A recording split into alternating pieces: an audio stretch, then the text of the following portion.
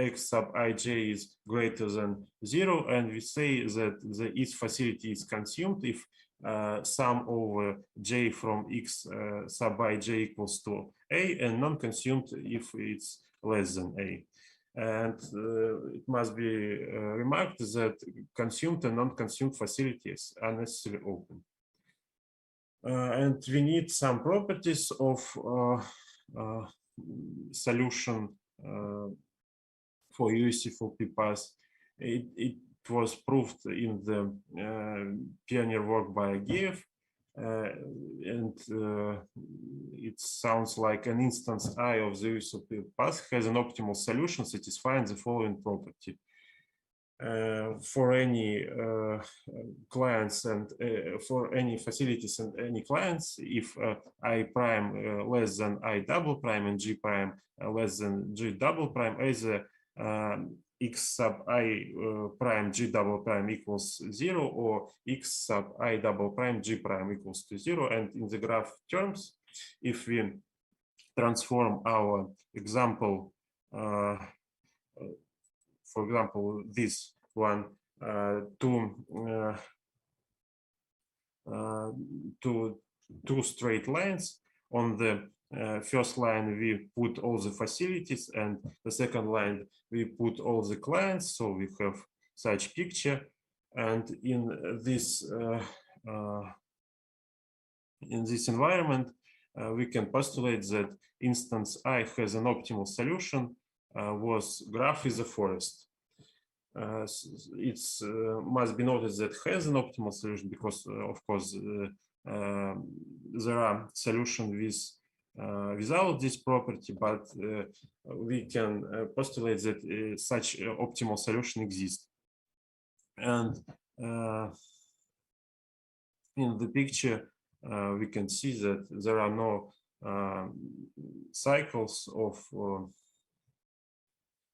even length. And the second lemma is postulates that every instance of our problem has an optimal solution satisfying property 1 and the following property 2, which formulate like this. And again, in the graph terms for two simple paths or straight lines, wherever you want, there is an optimal solution whose graph is a forest, and no two non-consumed facilities of this solution lie in the same connected component of the graph. So we have such nice structure without intersection, and in each connected component we have exactly one non-consumed facility. And we want to present polynomial time dynamic programming scheme for solution this problem. We put that R I sub j be the cost of an optimal solution to the problem of I, with the first I small facilities and the first j small clients. And an optimal solution that satisfies properties 1 and 2 can be found by the following algorithm. We initialize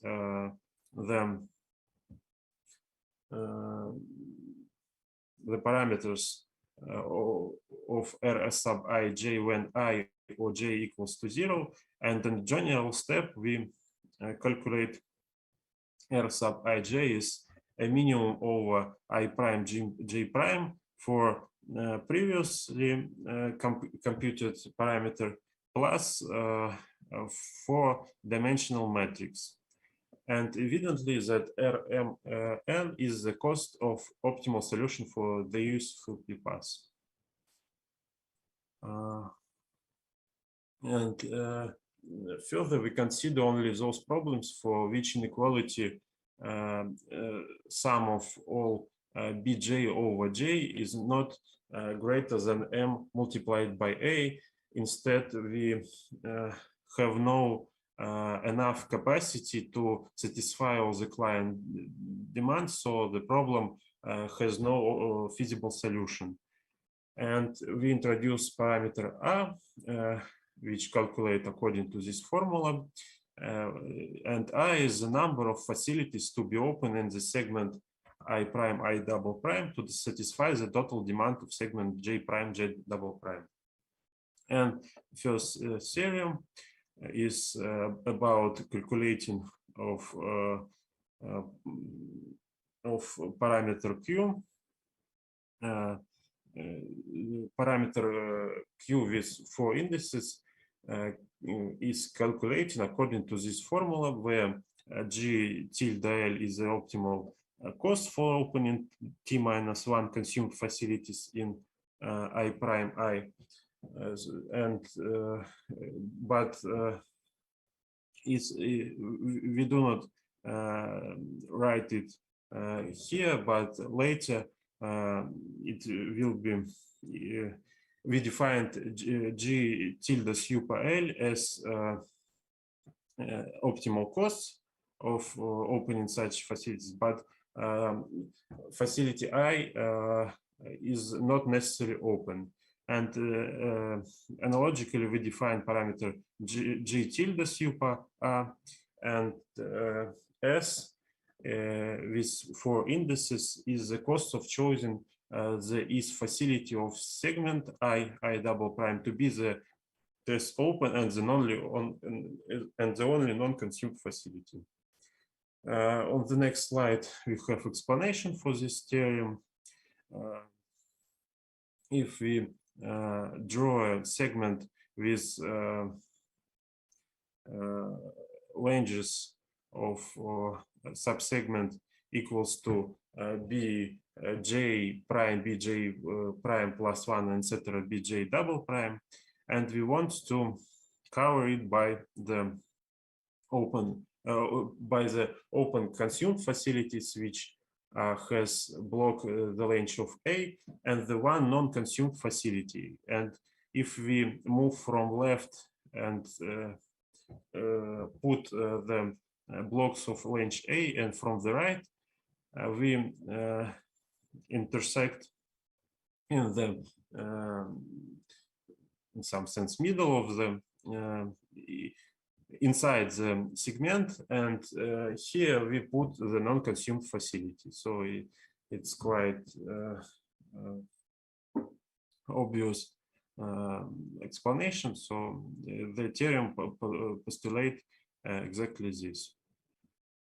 And we denote by G super L the optimal opening cost and transportation costs of the consumed facilities and segment I prime I, and the facility I is necessarily open. But for G tilde super L, we do not require that its facility is open. And let's introduce the notation. G sub I T J prime is the opening and transportation costs of consumed facility I, provided that among facilities from I prime to I minus 1 are exactly T minus 1 open and all of them are consumed. And using these parameters, we can calculate G super L and G tilde super L according to these formulas. And using identical scheme, we determine the parameter G super A and G tilde super A, but in this case, we looked at open consumed facilities ranging from the right end of the segment I prime, I double prime. And analogically, we introduce parameters G prime, IT, G double prime. And calculate the parameters according to these formulas. And the third lemma postulates that calculation of all values G tilde super L, G tilde super A, and S can be performed in O m squared n, m squared n, and m squared and squared time respectively.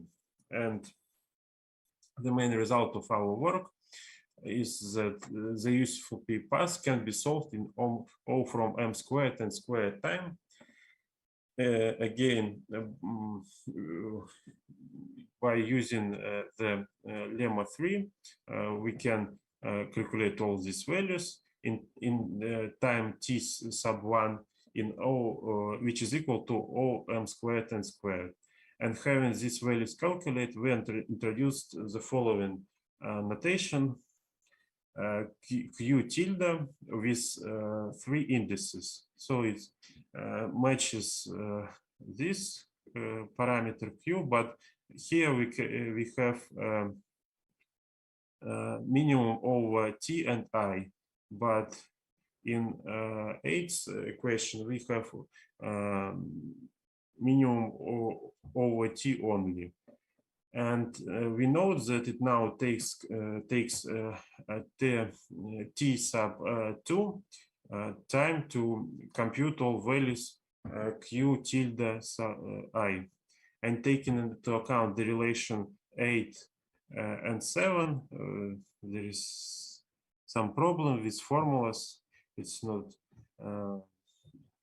shown, but I remember that it's 7 and 8. We get the formula for computing Q with four indices. And we can compute this parameter looking at the previous one for I double prime minus 1 and parameter Q tilde for such indices.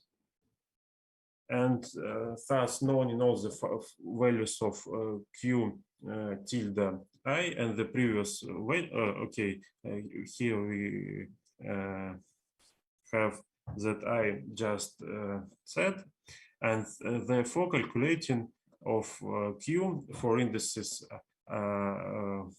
I and J can be done in T sub 3, which is equal to OM squared and squared time. And finally, from these equations, which form the dynamic programming scheme,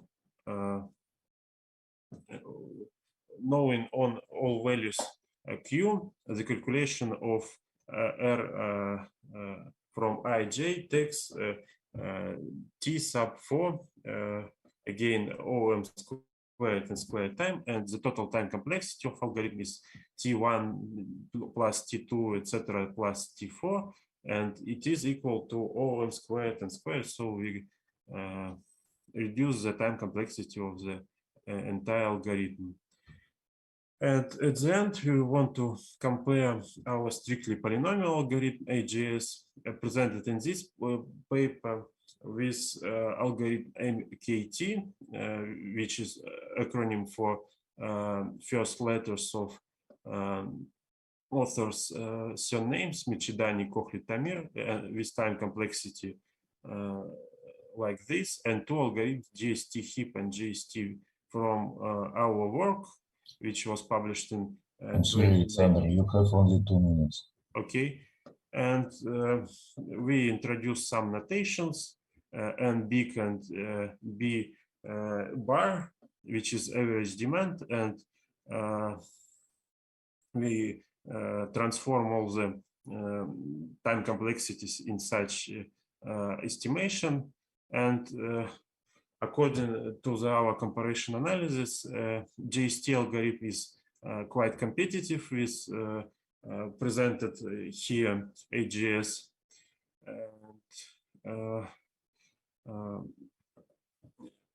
If we compare AGS with MKT and GST heap, we achieve the best one for AGS. And as conclusion, we can say that since the dynamic programming scheme pre-compute 4-dimensional matrix, the potential of current variant of the algorithm is apparently exhausted. And if you want to speed up, if you want to solve this problem faster, we must use another idea. And during the preparing of this paper, we found out that transportation costs are concave, and it will be interesting to study the possible opportunities of this concavity property for the use of UP pass. Thank you for your attention. I'm glad to answer your questions. Thank you very much for your presentation. Dear colleagues, we are quite short in time, so we have time only for one question. So you're welcome.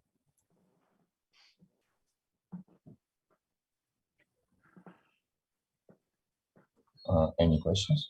А вот подождите, вот можно я тут видел Татьяну Ливанову, так? Yes. Yes. Таня, покажите, пожалуйста, я что-то не вижу. Ливанова есть, Таня? It seems to me Tatiana is here. She will be presenter, the next presenter. Ну вот интересно было бы услышать вот как раз Татьяну Ливанову, которая лет 10 назад дала своему дипломнику задание запрограммировать алгоритм, который был еще на 2 порядка больше, чем вот сейчас, на 2 порядка на этот квадрате. Вот я хотел бы узнать, какие ее воспоминания об этом. Куда же она исчезла, что ли, Татьяна? Таня, видимо, вышла. Ну, очень жаль. Вообще было бы интересно. Ладно, тогда да, может быть, мы это потом наедине обсудим. Это было бы интересно. Ладно, а сейчас уже предельно сокращенная в рамках этого алгоритма трудоемкость, но хотел обратить важное внимание вот на факт, что у нас есть и другой алгоритм, но он, правда, псевдополиномиальный. Но вот оказывается, этот псевдополиномиальный алгоритм в определенном смысле лучше, чем строго полиномиальный алгоритм, вот с такой n квадрат трудоемкостью. Но при достаточно больших размерностях задач на практике. Вот это тоже интересный факт, что не всегда псевдополиномиальный алгоритм может быть хуже существенно, чем строго полиномиальный. Thank you very much, Eduard Ferdinand, for your brilliant comment. So, if you allow, we will continue with our session. And Alexander, I would like to ask you to close your, to unshare your screen. And the next presentation will be... For attention. Вот появилась как раз и Татьяна. Татьяна. Здравствуй, дорогая. Таня, я как раз хотел узнать твое мнение все же вот о докладе Саши Штепа, потому что я помню, 10 лет назад ты своему дипломнику давал запрограммировать, но уже алгоритм, который на 2 порядка больше трудоемкость. Вот какие были соображения и успехи? Вот хотелось бы узнать. Здравствуйте, Эдуард Рудинович. Да, добрый. Мы больше не занимались тогда этой задачей. Я думаю, что будет интересно посмотреть ваши новые результаты. Но это мы после сессии. Сравнить, да. Ну, по крайней мере, галочка поставлена. Студент каким-то образом все-таки справился со своей задачей, хотя вот я хотел узнать, насколько успешный и так далее. Ну ладно, успехов нам всем и дальше, и здоровья. Спасибо. Да, Эдуард Владимирович, спасибо.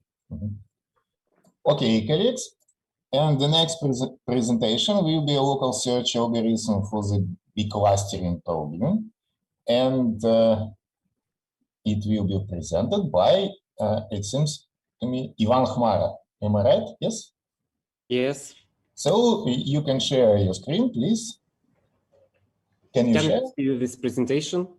No, we only see your desktop, maybe list of files.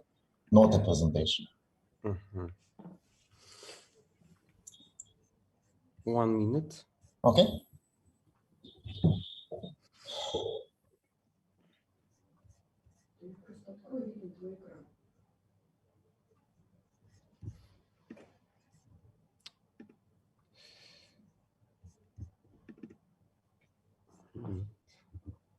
Я смотрю как раз с Татьяной Ливановой. Yes, да, да. Ну хорошо, замечательно.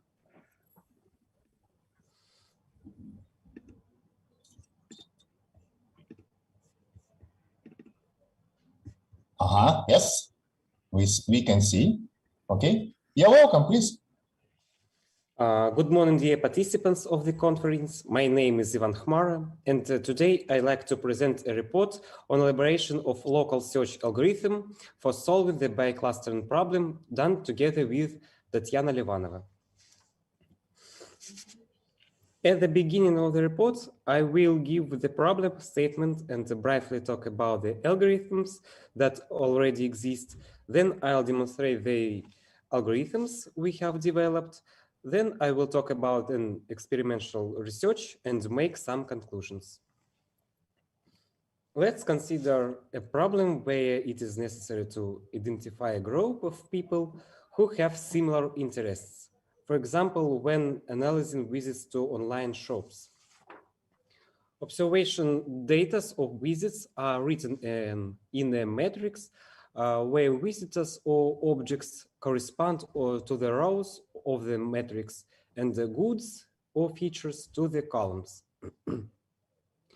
Today, there are many problems that require the identification of clusters with the preservation of objects, features, data description. A significant number of problems associated with identification of groups of genes that have common characteristics. In addition, the task of searching for groups of internet users with similar interests, analyzing social networks, and so on are considered. When solving such problems, classical cluster analysis doesn't provide convenient means of keeping watch for both objects and features simultaneously. In classical cluster analysis, all objects are divided into groups, taking into account all the features. Biclustering allows simultaneous clustering of matrix rows and columns, which means biclustering is not a search for two clusters, but identification of a subgroup of people who have similar interests in some features. Bicluster search problem is NP-hard. The structure of bicluster is different. It can be either a single bicluster or several biclusters. In the case of multiple biclusters, they may not overlap or have overlap. In our work, we allow overlapping of biclusters. Various algorithms have been developed to search for biclusters. You can see the algorithms that don't use metrics. These algorithms use graphs, probabilistic models, linear algebra, and the optimal reordering of rows and the columns or the input metrics. This slide includes algorithms based on evolutionary dimensions, such as stochastic greedy search algorithms, based on nature simulation, and iterative greedy search algorithms. A lot of attention is given to Cheng-Church algorithm. Cheng and Church were the first who proposed a biclusterization algorithm and applied it to biological data on gene expression. The ideas of the Cheng-Church algorithm were later used in the construction of new approaches to solving biclusterization problems. You can see some examples of them in the site.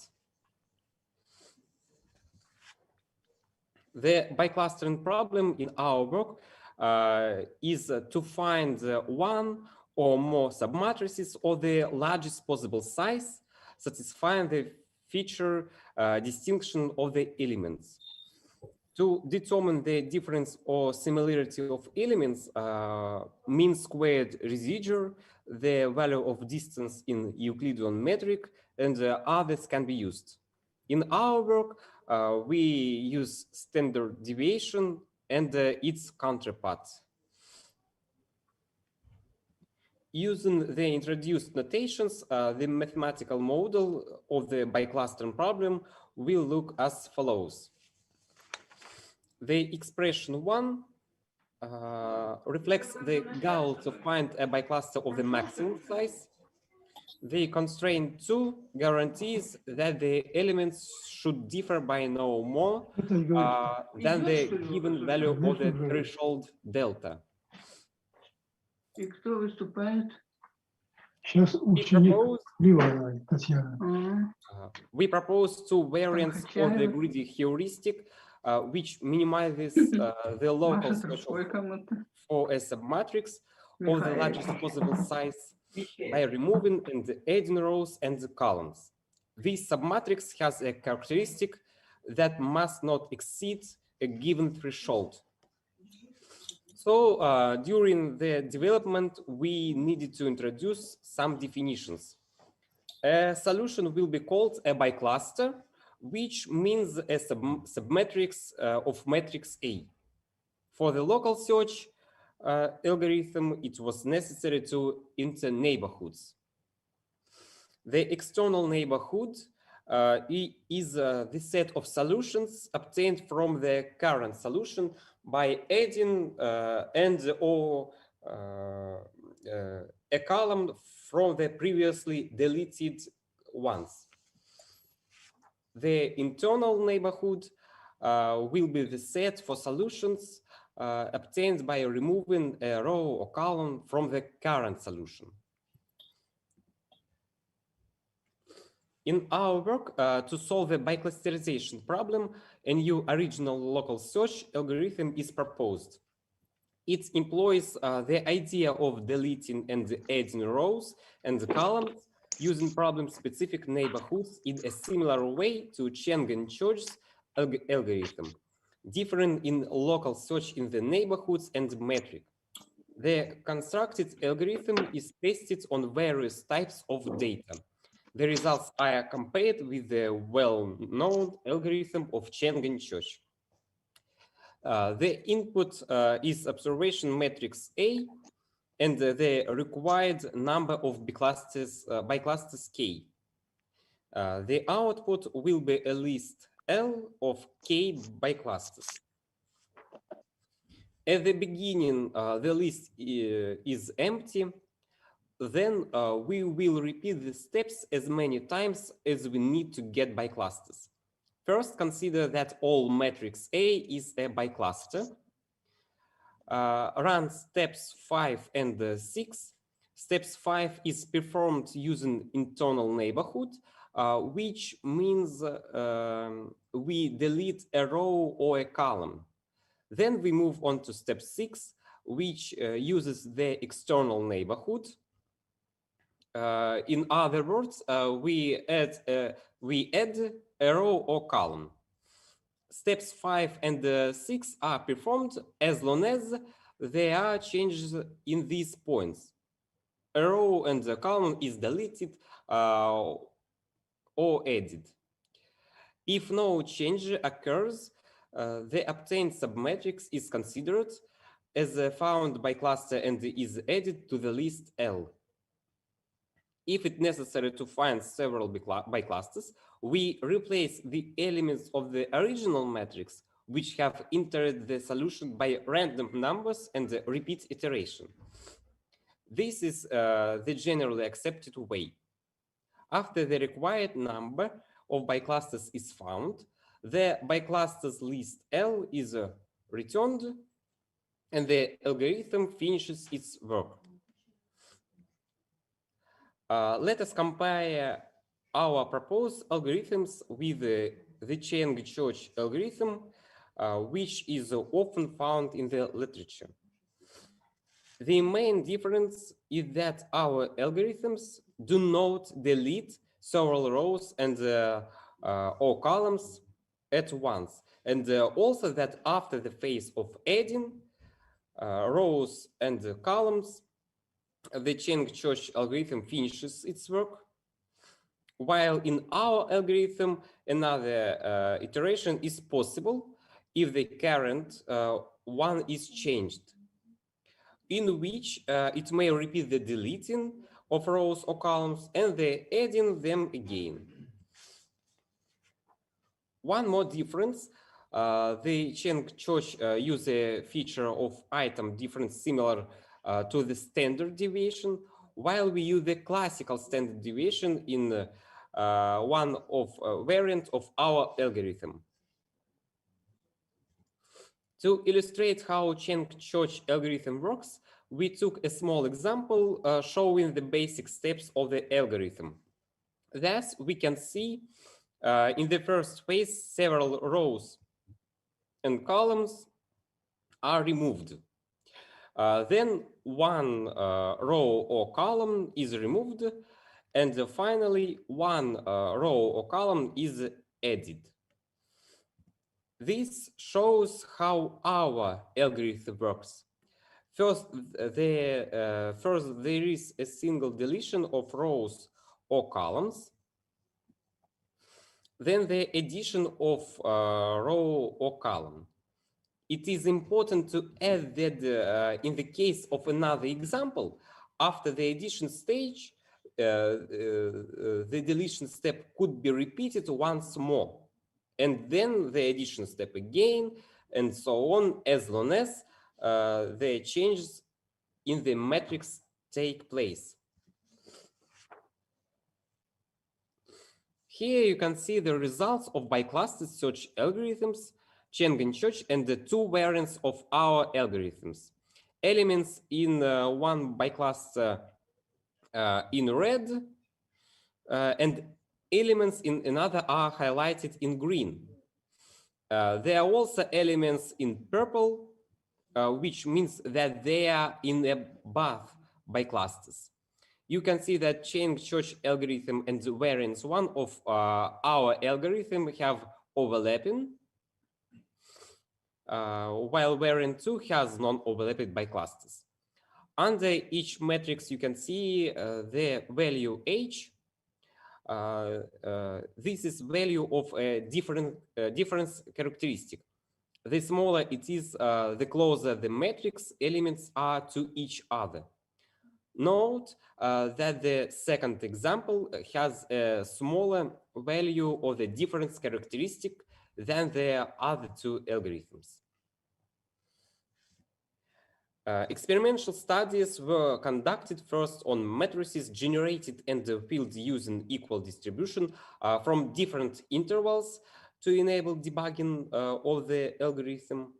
The size of these matrices reached up 500 by 500, and the running times of the algorithm didn't exceed 5 seconds. Next, experiments we conducted using the well-known gesture data database, where tested participants were presented with 100 jokes that they had to score. The range of evaluation was from minus 1,000 to 1,000. For the experiment, we took the first 300 people who rated each of the jokes offered to them. The results were unexpected. The size of the result by clusters was extremely small compared to the input matrix. This means that there is a very different sense of humor among these people. Experiments with real data were also conducted. A test case of 99 students' performance in 15 subjects was made to find one bicluster. 26 students and 15 subjects were chosen to obtain two biclusters.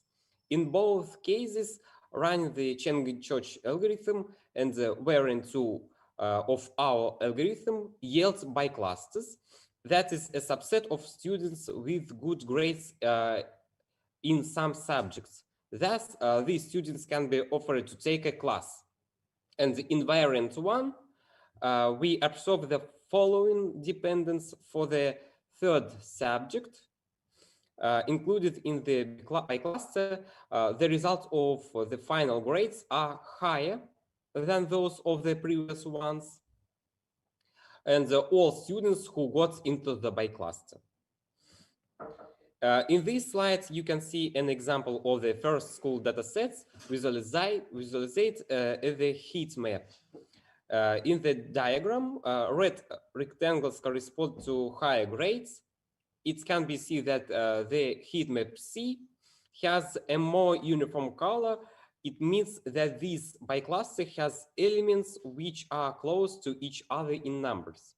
This means that this bicluster contains elements that are numerically close to each other. We have considered the problem of biclusterization, which is relevant today. The new local search algorithm has been developed for the biclusterization problem. To assess the quality of the proposed algorithms, computational studies were conducted. A comparison with the Cheng-Church algorithm was performed.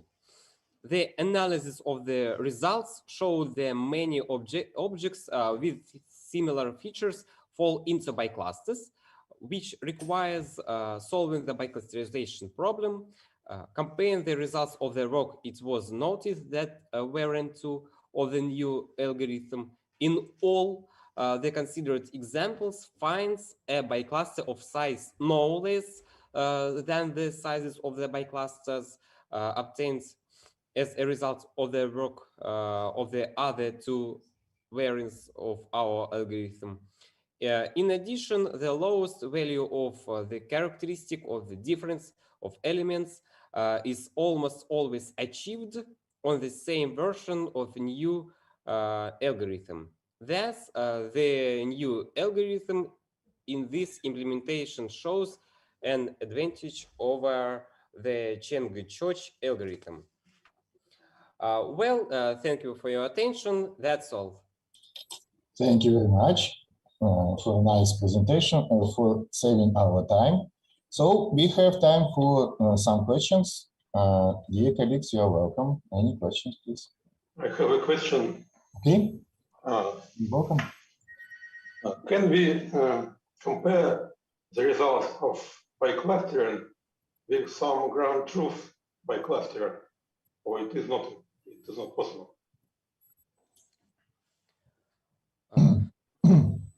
Can you repeat, please? Is it possible to compare the results of biclustering with some ground truth bicluster? Translate it, please. Можно сравнить результаты, полученные, ну, с какими-то вот истинными. Да, экспертными оценками, например, да. С оптимальным значением, да? Ну, например. Либо с мнением экспертов по поводу того, как должно было выглядеть кластеризация. Да, да. Вот, можно по-русски, да? Его. Окей. Вот что такое оптимальное решение, здесь сложно сказать. Тут нужно строить самостоятельно пример. Задача интересная, но вот за такое значимое для нас мнение мы взяли алгоритм Ченга-Чочи и вот с ним сравнивали. Этот алгоритм, там, Ченга-Чоч, это первый, кто предложил этот алгоритм, но тем не менее он актуален до сих пор. То есть другие люди тоже разрабатывают это, и вот мы решили сравнить с ним. И получилось, что результаты в нашем понимании этой задачи лучше. Okay. Да, мы планируем все равно самостоятельно построить пример, где будем заранее знать оптимальное значение и потом уже с ним сравнивать. Okay. More questions, please? Okay, all clear. Thank you very much again. Thank you. Okay.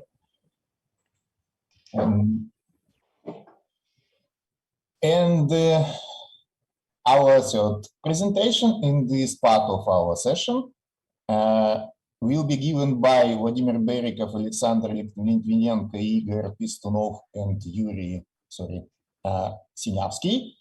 And the title is on the screen. So, Vladimir, you're welcome. Call is yours. Dear colleagues, I'm glad to see you.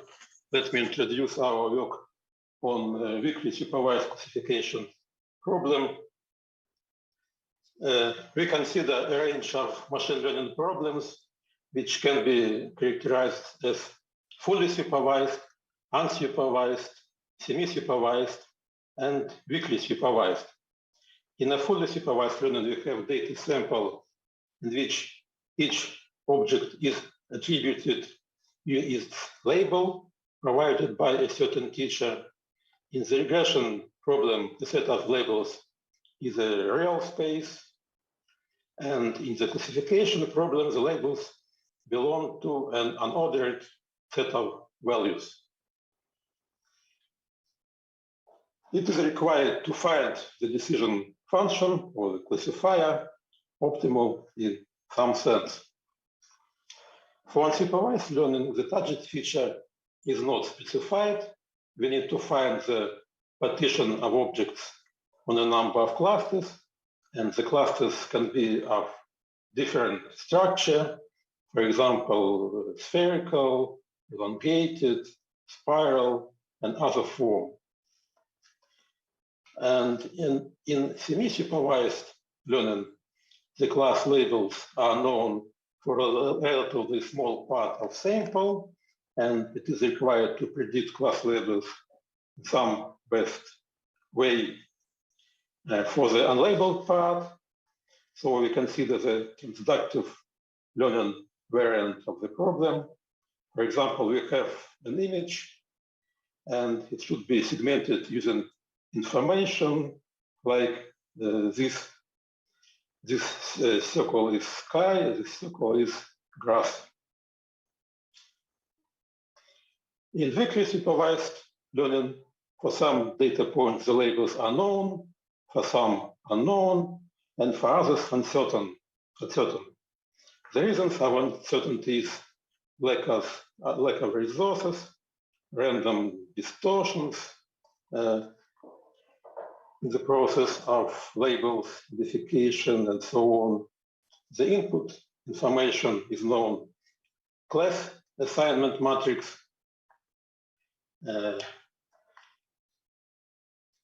which each column corresponds to a class, and we define the degrees of belonging to classes for each instance using some uncertainty model.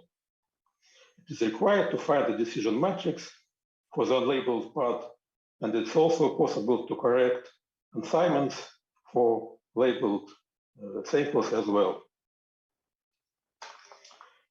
There are several ways of understanding the uncertainty in so-called multi-instance learning, also known as coarse-grained labeling. The class labels are specified only for groups of instances. For example, each object is a group of cells or figures of different kinds. The crowdsourcing models are based on the process in which the labeling is performed by many independent workers, groups of people communicating using internet, and the participants may include both experienced and unexperienced, and even deliberately erroneous workers. Another way of understanding is so-called noisy label learning. Here the class labels can be incorrectly specified due to some observation errors or some kind of misunderstanding. To solve the problem, different methods exist, such as sensory of sample, where erroneous labels are corrected or excluded, various kinds of probabilistic models of noise, and methods based on so-called cluster assumption or manifold assumption. For cluster assumption, one believes that there are some compact clusters in data composed of objects with similar labels, and the manifold assumption is in some sense close to the cluster assumption. The manifold is some subspace of low dimensionality, which can be represented as a cluster of complicated form.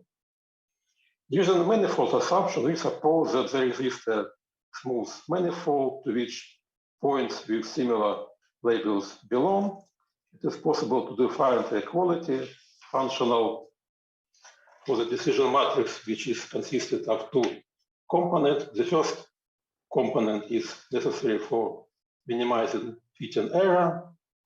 The second is manifold regularizer.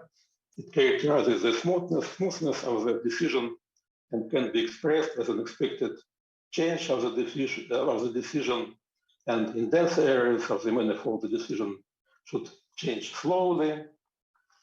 The regularizers can be estimated using similarity matrix. So the more similar are 2 points, the more similar should be their labels. A standard way of setting the similarity matrix is so-called RBF kernel, shown in this formula. The optimal solutions can be found using the method of Lagrange multipliers. So we obtain the solution in the closed form using the notion of graph Laplacian matrix. To calculate the solution, one can use methods of solving linear systems of algebraic equations or numerical inversion of matrices. But the limitation of these methods are their non-scalability. We need to keep in memory non-sparse squared matrix, and another one is high cost of matrix operations in large-scale problems. However, it is possible to get a tractable solution using low-rank similarity matrix representation as a product of two rectangular matrices. It saves memory and decreases the complexity of matrix vector multiplication. In our case, it is possible to apply well-known Woodbury matrix identity known in linear algebra and get a solution shown here. It seems rather complicated. However, it includes simple diagonal or rectangular matrices. So we need to invert a matrix of significantly smaller dimensionality. The overall complexity becomes linear with respect to sample size. Another question is how to get low-rank representation of similarity matrix. For this one can use different methods such as singular value decomposition. However, its complexity is cubic. Nystrom method, hierarchical low-rank matrix approximations, in which we partition the matrix on hierarchical blocks and find approximations for each block. We also propose the usage of average co-association matrix, and it needs ensemble clustering of data as a preliminary step of the analysis. How to get the co-association matrix? We obtain a number of clustering partitions of the same data for different number of clusters and for other parameters, and then calculate the average co-association matrix, which shows how often a pair of objects fall into the same cluster. Then it's possible to use this matrix as a similarity matrix to find the consensus partition, but this final step is unnecessary in our program, so we need only co-association matrix itself.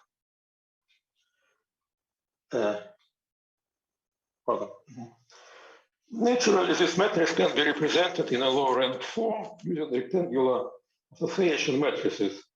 For each partition, the Boolean association matrix determines if an object falls into some cluster or not. As a rule, the number of clusters is much less than sample size, so we save memory by storing a sparse matrix instead of full square matrix. The usage of such an approach was theoretically substantiated. It was proved that the average association matrix defines symmetric in observation space, so the frequencies of assigning pairs of objects to the same classes can be considered as measures of similarity between data points, and we can consider the matrix as a kernel matrix, which defines some implicit transformation of data into new space in which the clusters are more compact. Data points from the same classes can be considered more similar than those for different clusters. You know, they have some elongated form or complicated form. And as a rule, ensemble clustering increases stability and quality of results under noise and complex data structures. It was proved using some probabilistic models. Here we can see the steps, basic steps of the proposed algorithm. So we define similarity matrix from the graph Laplacian and determine the decision using Woodbury formula. We obtain linear time and complexity if k-means clustering algorithm is used as a base algorithm in the ensemble. We have experimentally evaluated the algorithm on artificial and real data. In the first example, we run Monte Carlo experiments with a mixture of distributions with some noise. We evaluate the working time and quality, make a comparison with standard method, Laplace RBF kernel, which is based on this type of kernel. For large sample sizes greater than 100,000, the standard algorithm failed due to unacceptable memory demands. At the same time, the proposed algorithm successfully solved the problem up to 10 million observations. In the next example, we used real data on acute stroke from computer tomography brain scans. The images were manually segmented by radiology specialists. We used deep convolutional neural network and have obtained about 90% accuracy, which is comparable to the accuracy of a specialist, radiology specialist. However, the decision is in some sense a black box. And to get more interpretable results, we applied text-to-feature-based approach. So each image is partitioned on fragments. For each fragment, 30 text features are defined, such as energy, contrast, entropy, and so on. Standard text features. Each fragment includes a set of pixels, so we have a multi-instance learning problem, and we use a proposed algorithm. For testing, we used cross-validation technique. The dataset was partitioned by images to avoid dependence or correlation between test and train samples. Performance metrics include sensitivity, specificity, and the balanced accuracy. The results of the comparison are presented here. We see that the algorithm, the proposed algorithm, gives best results in comparison with some other known algorithms. We also compared it with fully supervised classification algorithms. We used only definitely labeled fragments for this in the learning step, and the fragments which are completely contained in the health region for the healthy class or on affected region for the affected class. The results are shown here.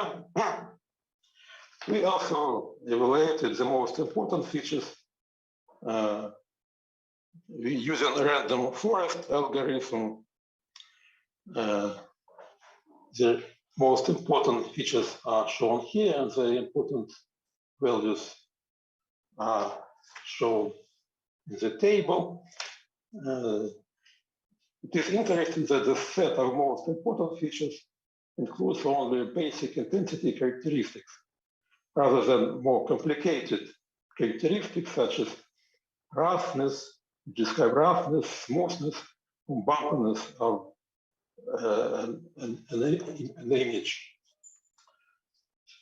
To summarize, we have introduced a weakly supervised classification method, which combines manifold regularization and sample clustering and lower rank matrix representation.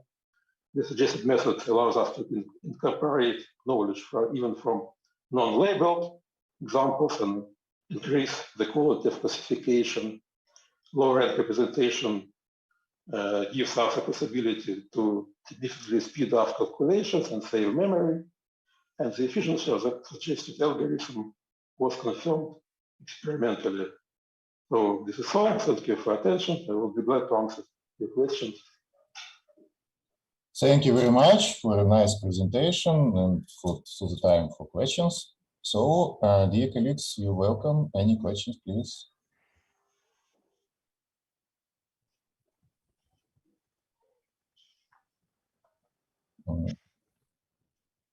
Okay, maybe I have a question.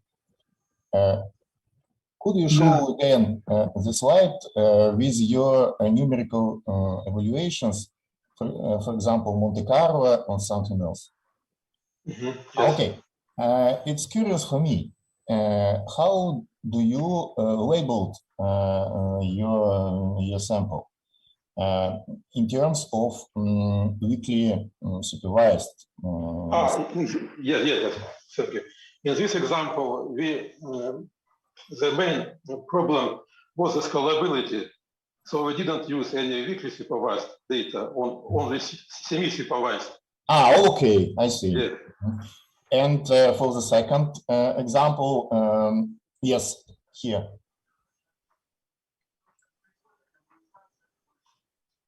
This one. So the same question. How do you apply here weakly supervised model for these pictures? For this? Yes. So we have fragments, Okay. some regions, rectangular regions of the image, and each fragment consists of a number of pixels. Okay. And each pixel is labeled by a radiologist. So each region consists of healthy. I see. So you exploit the model of per pixel classification. Yes. Okay. Yes. I see. Thank you very much. Any other questions? Eduard Raudinovich, please. You're welcome. Ну, фактически вы уже задали вопрос, относящийся вот к эффективности экспериментов. Но вот если так сказать, можно ли в самом конце у вас написано, были получены оценки эффективности? Вот в целом, что можно сказать о качестве этих оценок? Что-нибудь там в 10 раз хуже, в 5 раз, в 2 раза? Вот так. Нет, ну, я на русском можно, да. То есть здесь переведены результаты, да, вот сравнение. То есть видно, что вот этот метод, который был предложен в сочетании с методом Нестрёма, но он немножко лучше сработал, чем вот его как бы, ну, как это называется, стандартный, да. Вот. Визуальный, да. Да, ну, тут, конечно, не в 10 раз, да, но на несколько процентов. Это может быть объяснено тем, что вот таких вот слабо размеченных тут не очень много, только по границам вот этой области поражения. Понятно. Ну и потом у вас где-то везде, там было написано оптимальное решение, где-то я по ходу дела, на самом деле у вас, конечно, приближенное решение, да, ищется? Нет, вот это оптимальное, если это имеется в виду, то есть это оптимальное. То есть можно найти производные, там, приравнять к нулю и получить вот оптимальное решение. Там выпуклый функционал, то есть оно единственное. Ну, это, как говорится, вот... Но тут проблема в том, что вот как его вычислить в случае больших объемов данных. Понятно. Ладно, спасибо. Any other questions, dear colleagues?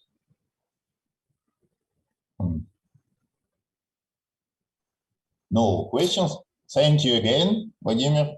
Thank you to all of us. And it's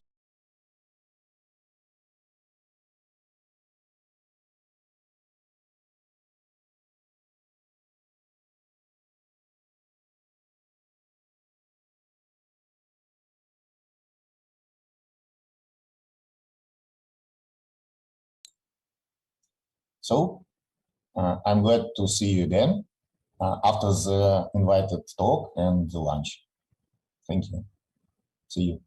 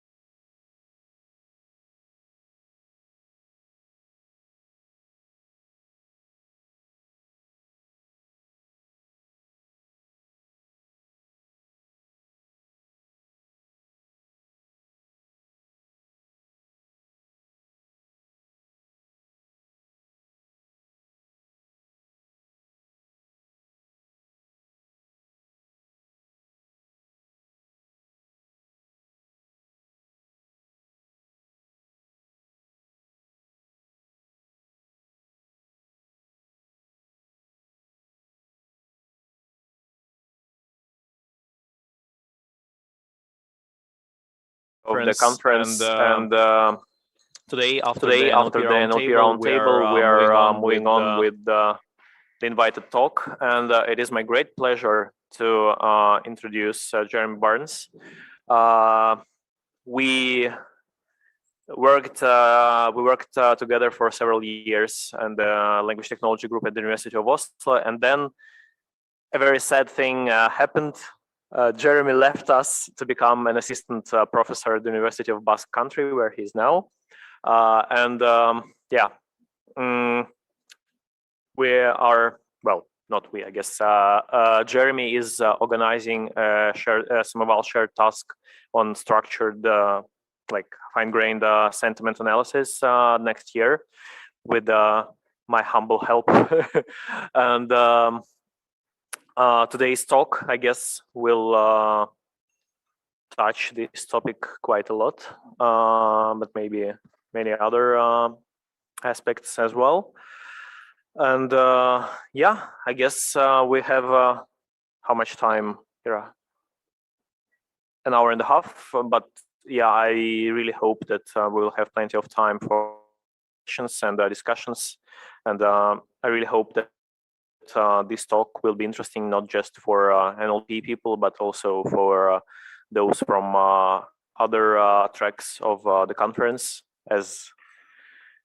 Since, as we discussed half an hour ago, like one of the strong points of this conference is its multimodal and interdisciplinary character, right?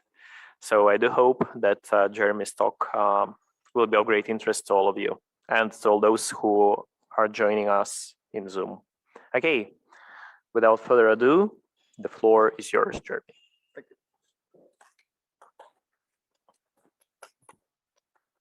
Okay, thanks a lot for having me here. Like Andre said, I'm going to be presenting this. I just started as an assistant professor at the University of Basque Country, and I'll tell you a little bit about myself and how that relates to this talk now. So the first thing, motivation. Why did I choose this title?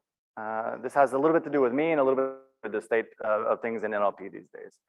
So for me, when I started my, let's say, NLP research career, I started working on emotion analysis and sentiment analysis. And at the time, I would say most of the data sets that I worked with were sentence classification data sets, right? This is pretty common. I think it's still quite common for a lot of data sets to be sentence classification data sets.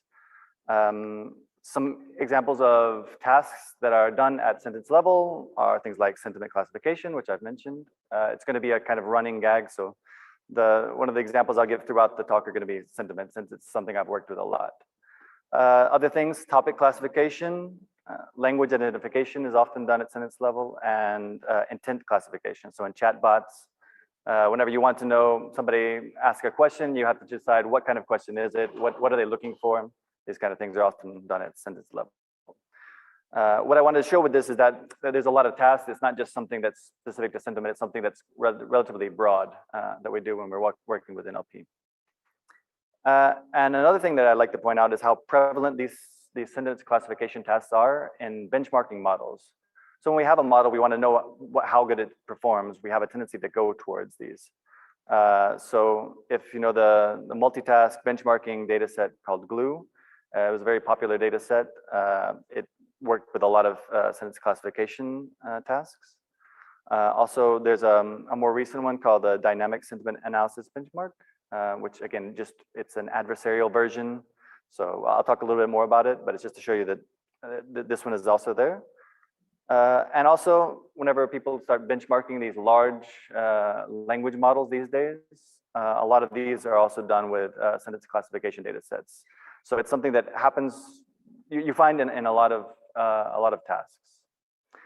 I'm going to speculate a little bit about the reasons for this.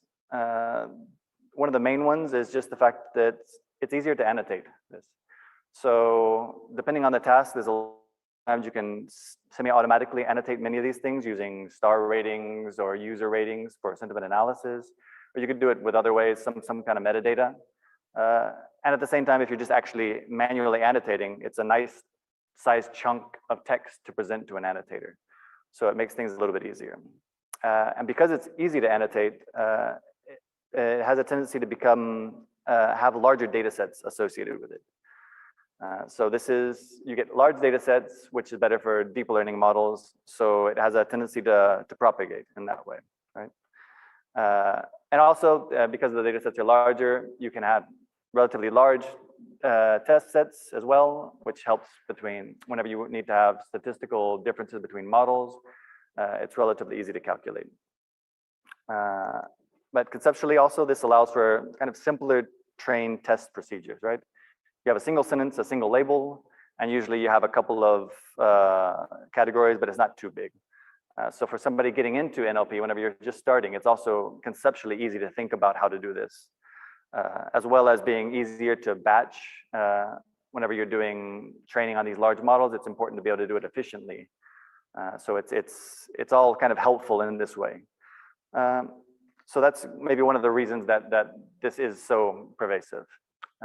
So today, what I really want to try to convince you is that sentence classification is maybe not always an ideal way to benchmark models.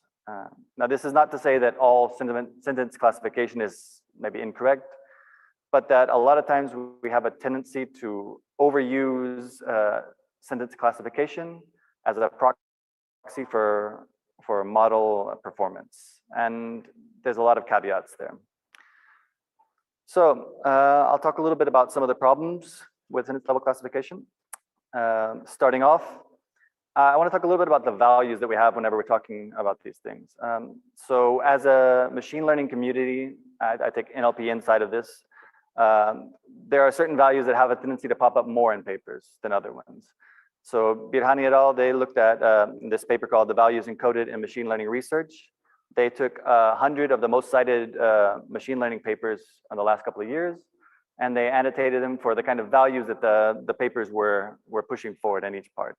And kind of unsurprisingly, you get this kind of a thing, right? Performance, generalization, efficiency, researcher understanding, novelty, and building on previous work.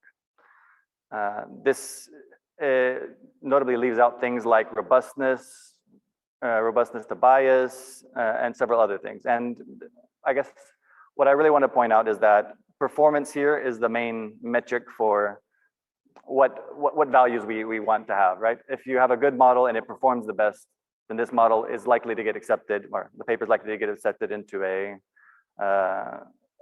high-level conference, and it's likely to be cited more often. But that has problems as well, right? I mean, when we're concentrating things on accuracy, F1 or BLEU score, it's helpful in a way because it allows us to kind of fairly compare models across a lot of tasks, and you don't have to think about too much. You just think about the performance, and you're fine with it, right? You don't have to think about, I don't know, all the possible variables between the data. We just think about the one metric, and it allows us to kind of focus on a single number and be happy when the number goes up. So it gives us a kind of objective criteria for whenever models are better. So a lot of times things happen like this, where we see these things where on many benchmarks we achieved superhuman performance. So we've gone past what humans can do. And the question is always whether that's true or not. And today I'll try to convince you that maybe that's not actually true. So the case study that I'll be looking at is sentiment analysis. And here, what I've done is just given 5 of the most common sentence level classification data sets in sentiment analysis. So we have this movie reviews data set from Peng et al. 2002, a camera review data set, subjectivity data set, MPQA, and Stanford Sentiment Tree Bank. And these are all kind of sentence level binary classification. So positive, negative, basically, except for the subjectivity one, which is subjective or objective. But these are a couple of examples, but there's actually quite a few more. I mean, there's tons of data sets that are out there at sentence level. This is only in English as well. So the current state of the art on several of these data sets is incredibly high, worryingly high, actually. The Stanford Sentiment Tree Bank, for the binary one, like I said, the accuracy right now is at 97.5. For the movie reviews, 92.5, and for subjectivity, 95.5. So does that mean that these models are great, right? They should be incredibly good if they're able to do this. And we would expect them to be able to be relatively robust and things like this. I've had a lot of people actually tell me, seeing these numbers before, well, sentiment analysis is basically solved, right? Because I mean, if you're at 97.5, you're done. I mean, choose a different path, do something else, and move on. But having worked in this area for a while, I can relatively guarantee you that it's not actually as good as it looks. So yeah, not really. So me and some colleagues at the University of Oslo, we looked at, we had a paper called Sentiment Analysis is Not Solved, where we took a number of sentiment data sets, and we collected a subset of sentences that 4 models, so a bag of words, just has a kind of baseline, by AIST, Elmo and Bert, which was state of the art at the time. And what we looked for was the errors that all of these made. So we took all of the data sets and collected a subset where all of the models failed. And then we went through and we annotated these for 18 possible categories. So it was things like, well, I'll talk about it in a second, but 18 linguistic and paralinguistic categories that could have led to the error. So we had some that were annotation related, things like incorrect labels. There were a lot of incorrect labels in these, which makes you think about if you're getting 97% on data with incorrect labels, what does that mean exactly? Right. A lot of things also that were data related. So things like non-standard spellings and emoji that the models had a lot of problems with, and set up things like negation, modality, amplifiers, etc. Right. There's a lot of kind of the interesting phenomena that seem to be located inside of these errors. So what I wanted to say with that is that this sentence level setup kind of hides the fact that models perform really poorly on certain subsets of the data, right? Things like negation, things like modality, and this kind of compositional knowledge. When you work at sentence level, you can kind of avoid that. You can work with heuristics to a large degree. And whenever you just take data off the internet that has been, I mean, you kind of filter for binary classification, filtering out all the middle, all the difficult parts, then it becomes quite easy to avoid that. Right? The other thing is that a lot of these data sets that I've just mentioned before are actually simplifications. So they're not the original data. This MPQA data set that I mentioned before is actually very, very complex, the annotation. So it's annotated for direct subjective expressions, indirect subjective, things like this, as well as targets and sources and all of their relationships. And we've actually, the one that most people use is just a sentence level reduction of this to binary sentiment. So we've removed all of the complexity and just kind of set to this easier sentence level data set. Same thing happens with the Stanford Sentiment Tree Bank.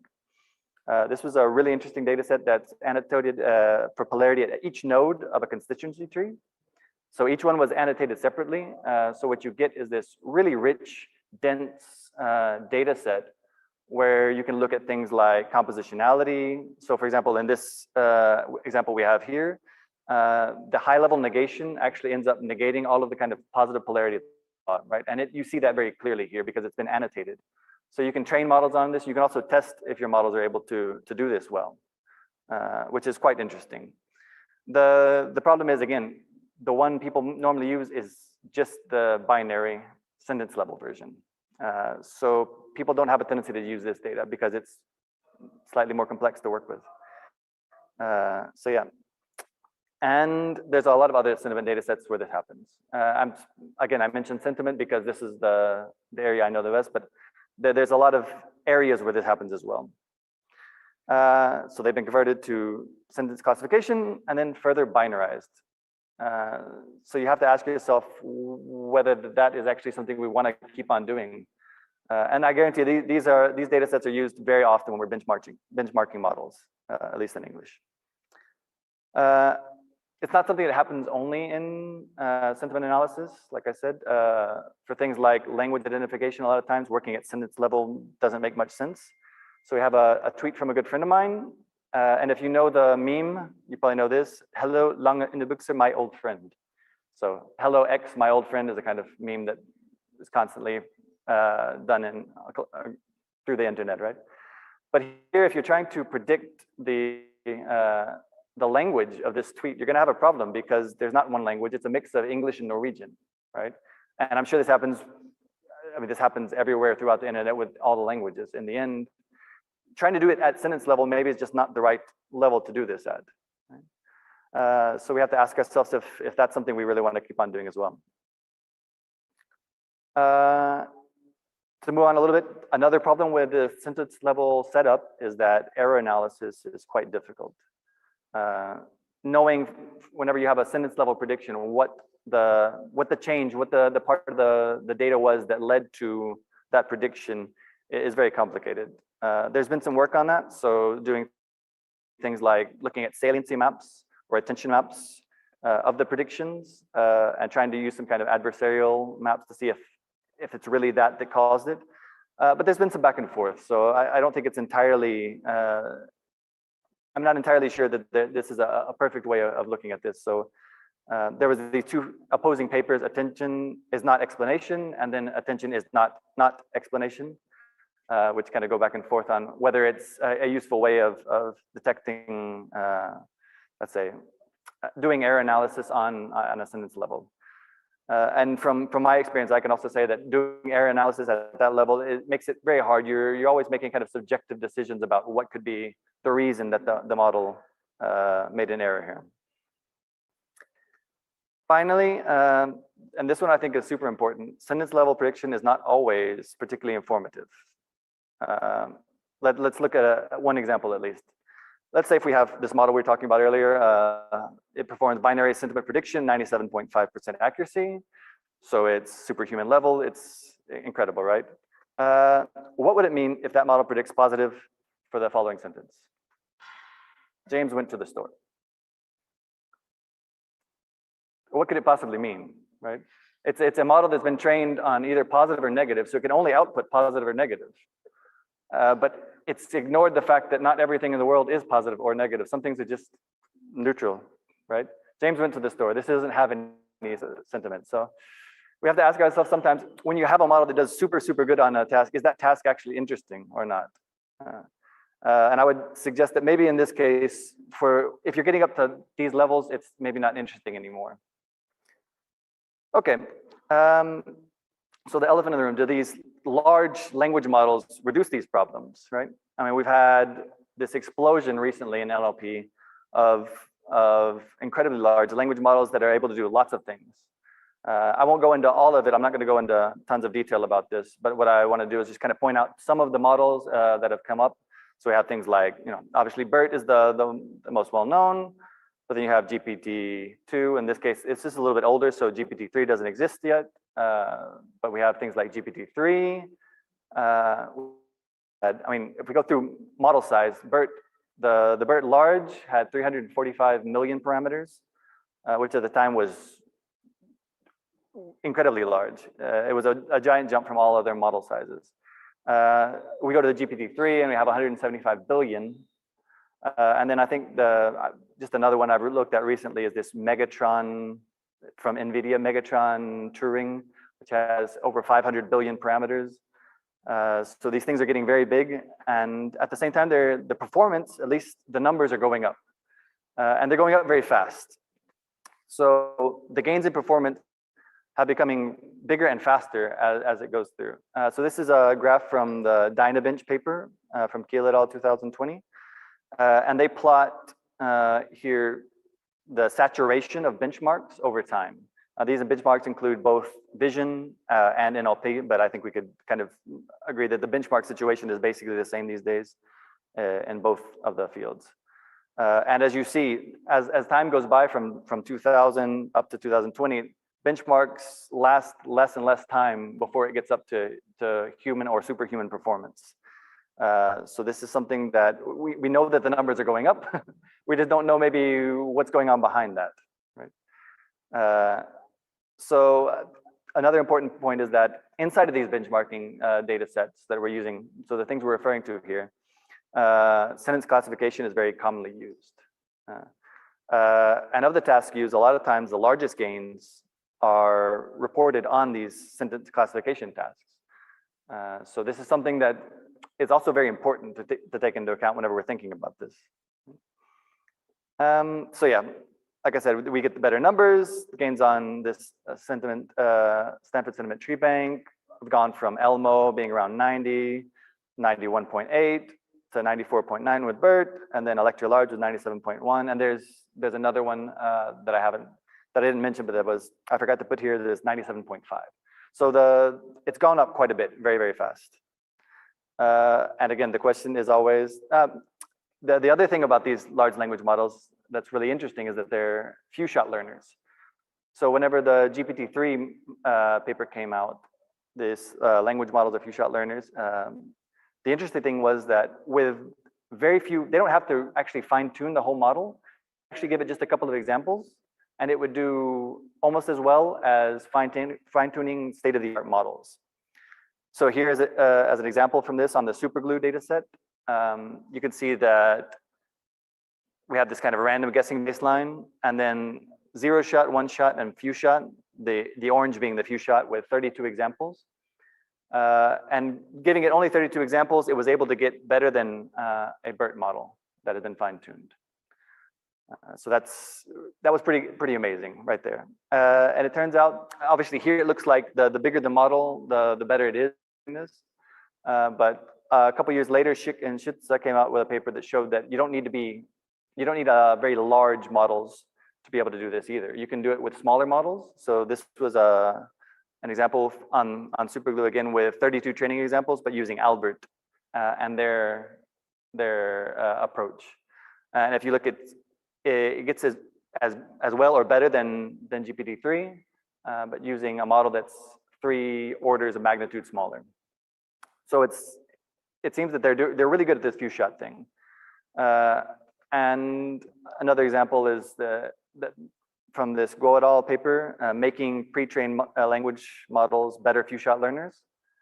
What they do is they show that there's a couple of tricks on using this prompting. Prompting is the idea that you can just give a couple of examples as input and then ask for the answer as output. And instead of having to train it, you just send it all in as input basically, and it learns from that. They showed that doing this a smart way, you can actually get really good benefits in hand. For example, with as few as 16 examples per category, you can have for example, on the Stanford Sentiment Tree Bank, around 94–95% accuracy, which is quite impressive. The question is, do these actually lead to generalization? And unfortunately, there's a growing amount of evidence that they have serious limitations. I'm going to concentrate just on one of these limitations today, and we're going to look at negation as an example. I take negation as an example basically because negation is found in all languages in the world. It's a very pervasive thing, and it's something that humans can deal with very easily, right? If I tell you that a light is on and the light is not on, you can extrapolate to what that means.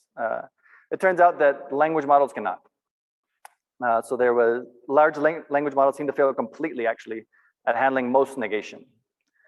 That means, well, to give you a couple examples, there's a paper by Ettinger from 2020 in Tackle that's called What Bird Is Not.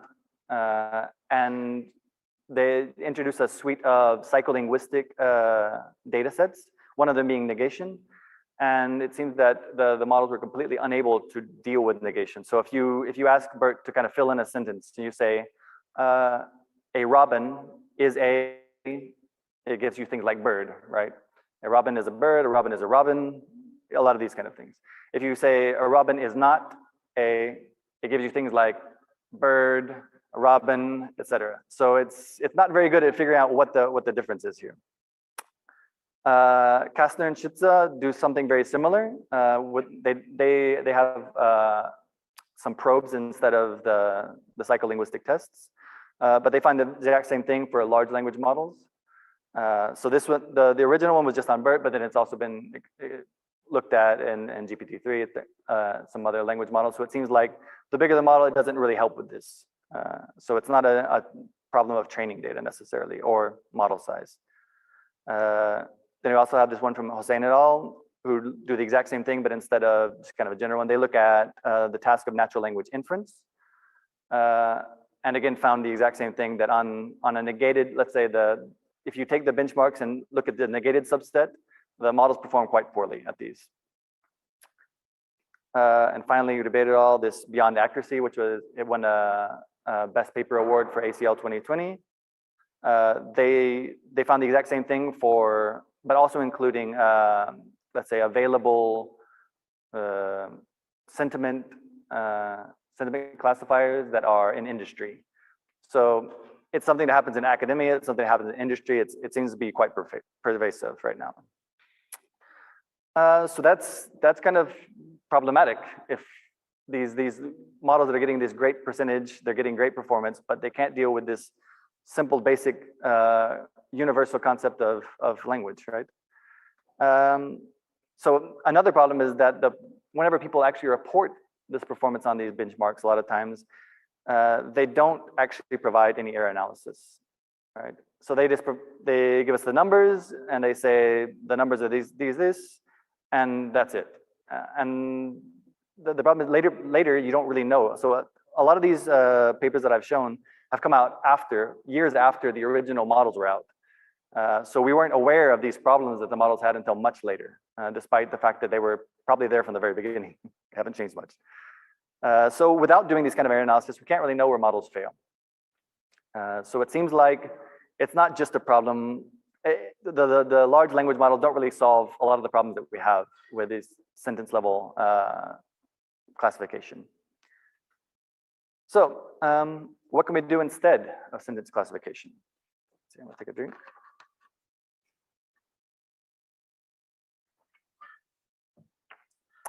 First, I'll give a couple of options that I think would be maybe something interesting that we could do. The first one is a evaluation and maybe a reformulation of tasks. So if you have this kind of setup where it's one label per sentence, is there some other task that's more interesting that you could do that's maybe picking out several entities and the relations between them, something that's more structured prediction? And again, going back to my kind of running example, I'll go with sentiment analysis. So like Andre mentioned, we have been working on this task of structured sentiment recently.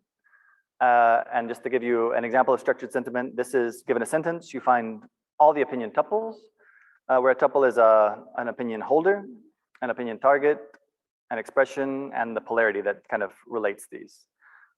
So that's basically saying, not just saying for a sentence, what is it positive or negative, saying who thinks what is positive and why, right? So it's a lot harder to do. So to give you an example, we have this one, which is some others give the new UMUC 5 stars, don't believe them. Whereas some others is the first opinion holder. We have the new UMUC, which is the target, and then 5 stars, which is the expression. And then all of this is basically saying some others thinks that it's positive about the new UMC, and they say that it's positive because it's 5 stars. So it gives it a 5-star rating, basically. And we have the second sentence, which is don't believe them. So it has the don't believe, which is this negative expression, them as the target.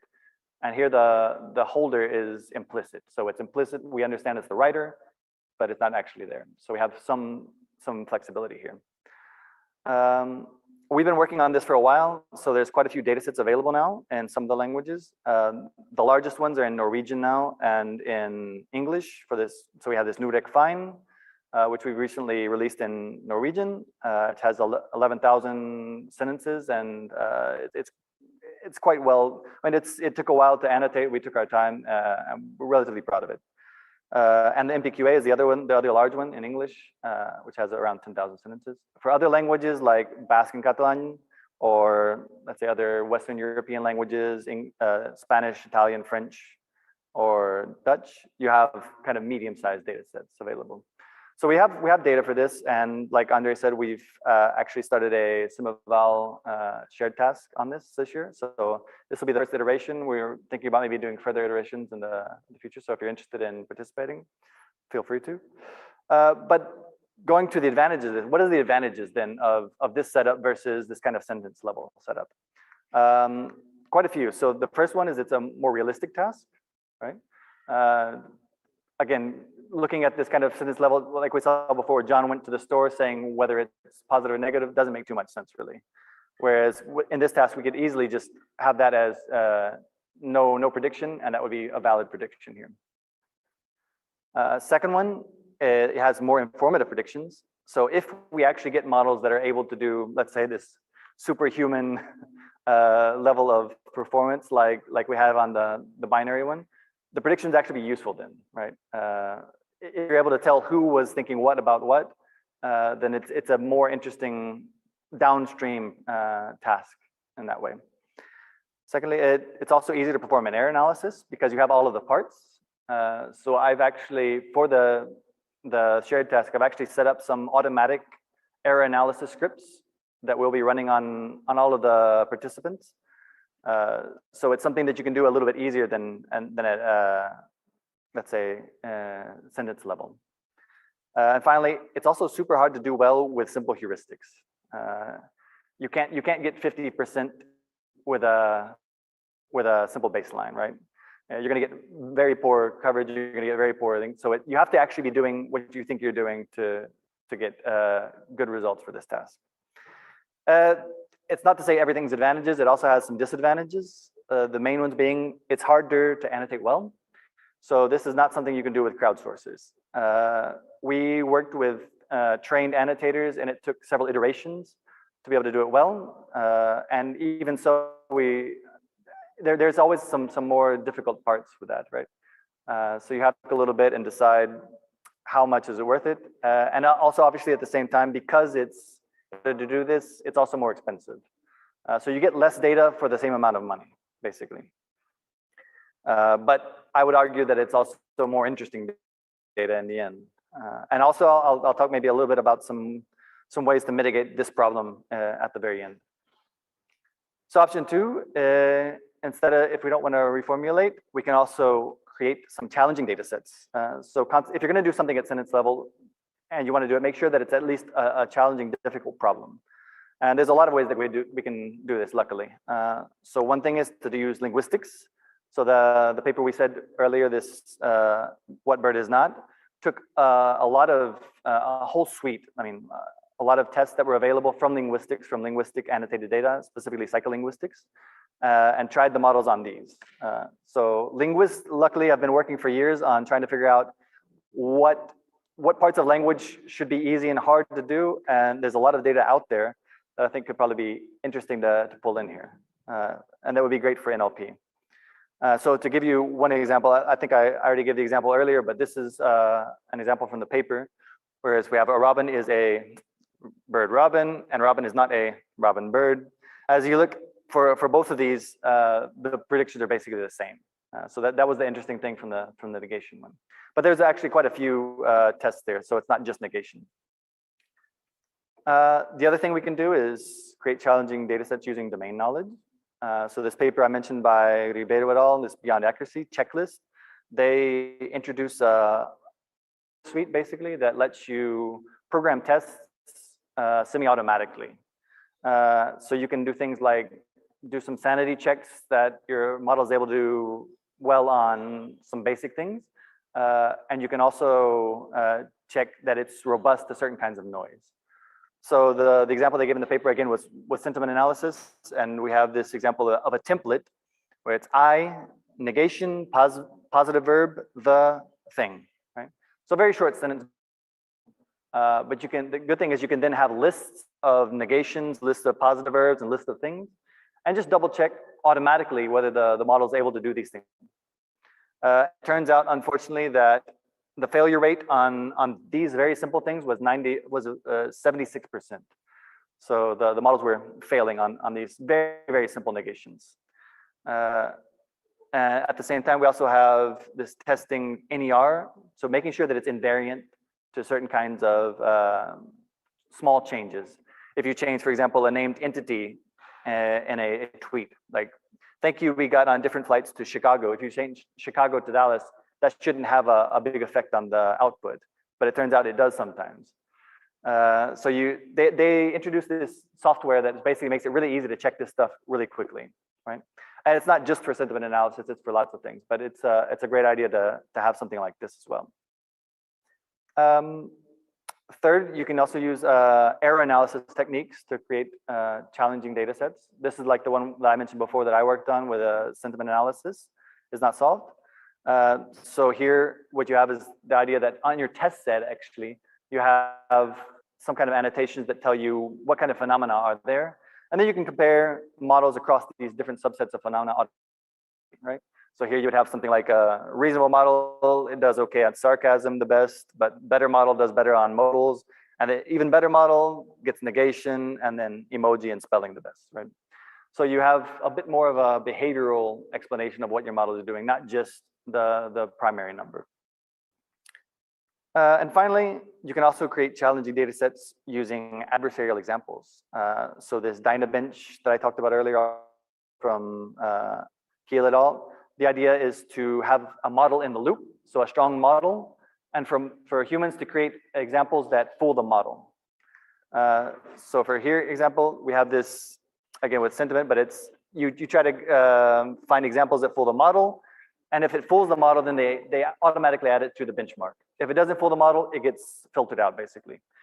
The hard part about this is doing it well to where you create a realistic kind of data set, because it's very easy to kind of fall into, let's say, simple ways of fooling models. But if you set it up well, it's a great way of creating benchmarks that concentrate on the difficult aspects of sentiment classification.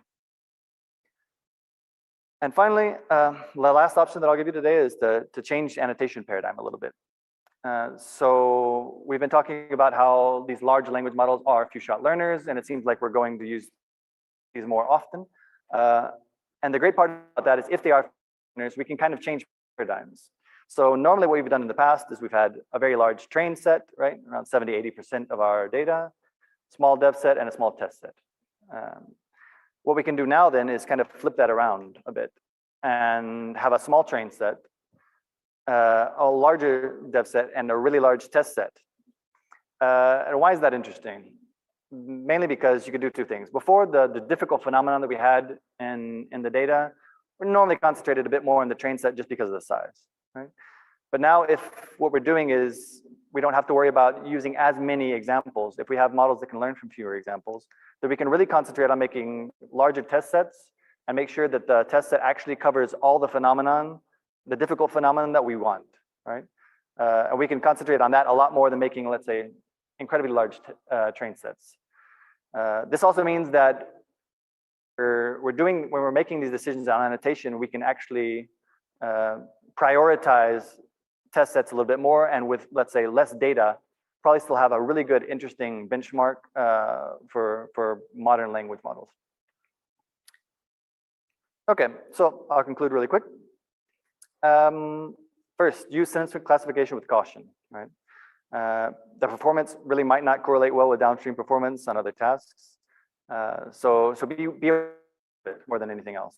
This is especially for people who are, I think people who are new to the NLP community who just come in probably are not aware of these difficulties as well. Second, use the data sets as originally intended when possible. So try to avoid these simplifications that I mentioned before for the Stanford Sentiment Tree Bank or the MPQA. If possible, try to use the original data, because people put a lot of effort into that, but whenever you simplify it, people don't put as much effort, or they don't look through the data as well a second time. If you still really want to do sentence classification, I would suggest a couple of things. First, consider these additional kinds of evaluation that I mentioned.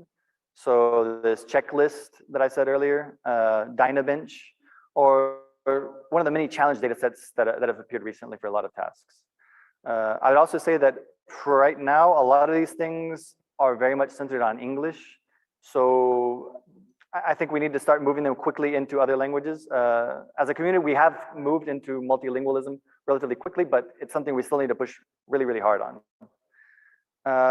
And also don't report just performance, right? With all of the available data that I've just mentioned, the software, an analysis of model performance and failure behavior is really a lot easier than it used to be.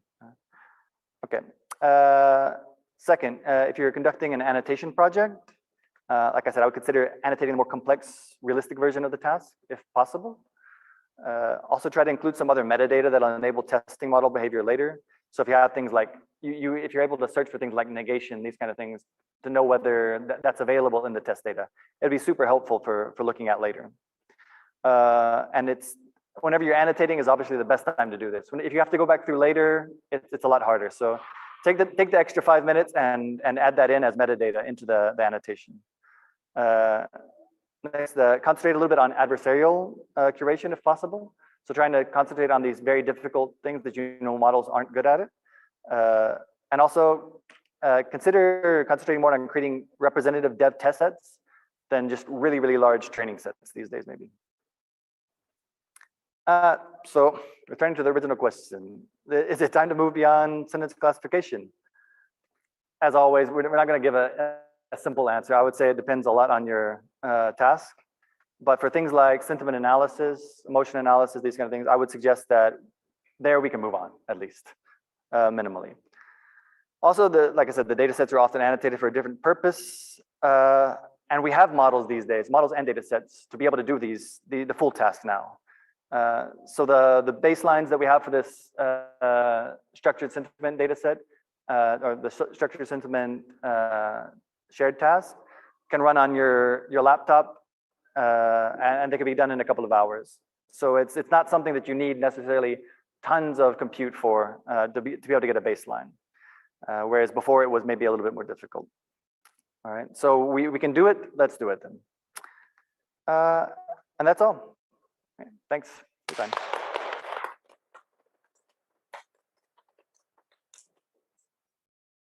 All right, I guess we still have at least half an hour for questions. And I guess we'll do it this way. So you just raise your hand. I'm giving you the mic and turning the camera. Yeah, I will just turn the camera. I guess it will be easier. So that, yeah. Here you are. Okay. Here you are. I'll try not to spend the half an hour we have. Oh, thank you so much for your talk. Like I reciprocate with all the points you've made, like completely. And there are lots of things to talk about actually. Like, together with my colleague Maria Tikhanova, we've spent like last year doing the aftermath of the glue methodology. There are a lot of problems with benchmarks, and some of them like they lead to the things like that. And I myself, like I was, I fell into this consideration that analysis is just basically solved until somewhere like in spring, I got this Hugging Face summary, and someone wrote like, why are state-of-the-art models so bad at sentiment analysis? And there were like basic examples that were absolutely obvious for people like to consider whether it's negative or positive, and like the state-of-the-art models from the superglue benchmark, they just completely messed it up. So the first question I'd like to discuss is like, in your paper that sentiment analysis is not solved basically. Did you measure, the human benchmark on these complex tasks that are, difficult for the models themselves? So are these examples that you have filtered out, are they actually like difficult for humans too, or are they obvious?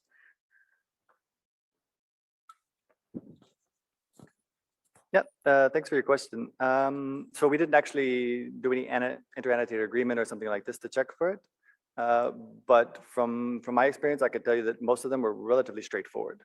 There's some examples, there's some kinds of phenomena that are quite difficult. So things that require world knowledge to understand. A lot of times, for example, proximity to something that's nice could be a little bit more difficult for a model to see, or I don't know, star ratings, if they're different from one place to another, that could be a little bit complicated. Knowing whether, let's say, for a certain domain, if it goes to 5 stars, if it's a 5-star rating, it's good. But if it goes to 10 stars, that could be kind of bad, right? These kind of things I think are probably not easy for humans either, but at the same time, no, we didn't actually look into what the human baseline would be. Thank you. So we've got like very similar results, but for the natural language inference task this year, actually. So, you know, in the GLUE benchmarks, there is the diagnostic data set, which is like the most rich annotated with linguistic features. And what we did, actually, we have augmented this data set with the same format and have, you know,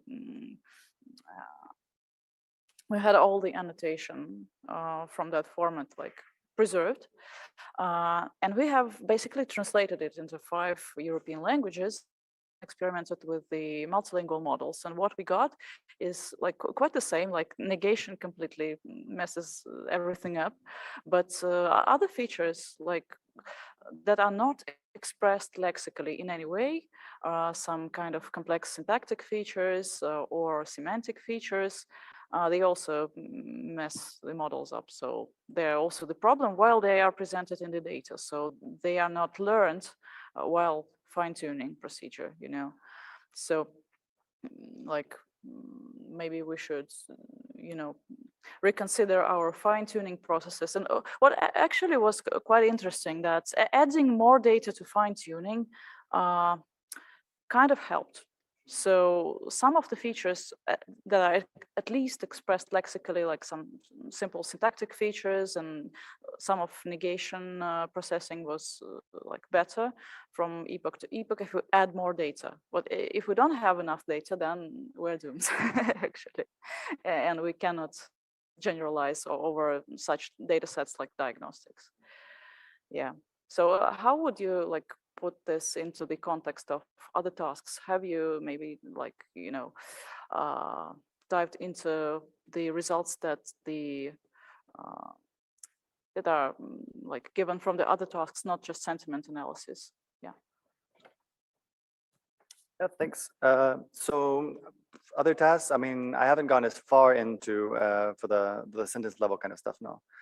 One thing I can say is for negation, this is something I've been working on for a while. So we have a couple of papers also on trying to get sentiment classifiers to do better with negation using multitask and transfer learning and things like this. And we get a little bit better, but honestly, right now, it doesn't seem like they want to learn negation. So I think there's a couple of things. One thing is when you're dealing with things at sentence level, to get a dense enough sample of the phenomena that you're looking at, and to make sure that that's the one thing in that example that changes the prediction, it's quite hard. So you really need tons and tons of data at sentence level to be able to pull this out.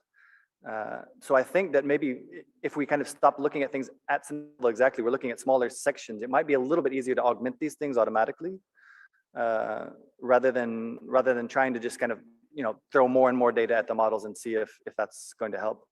But at the same time, I'm not exactly sure about the best way of augmenting these things automatically. Like I said, I've tried with multitask learning and transfer learning, and had, let's say, so we had a couple of papers. What we try to do is we have some negation scope data sets available.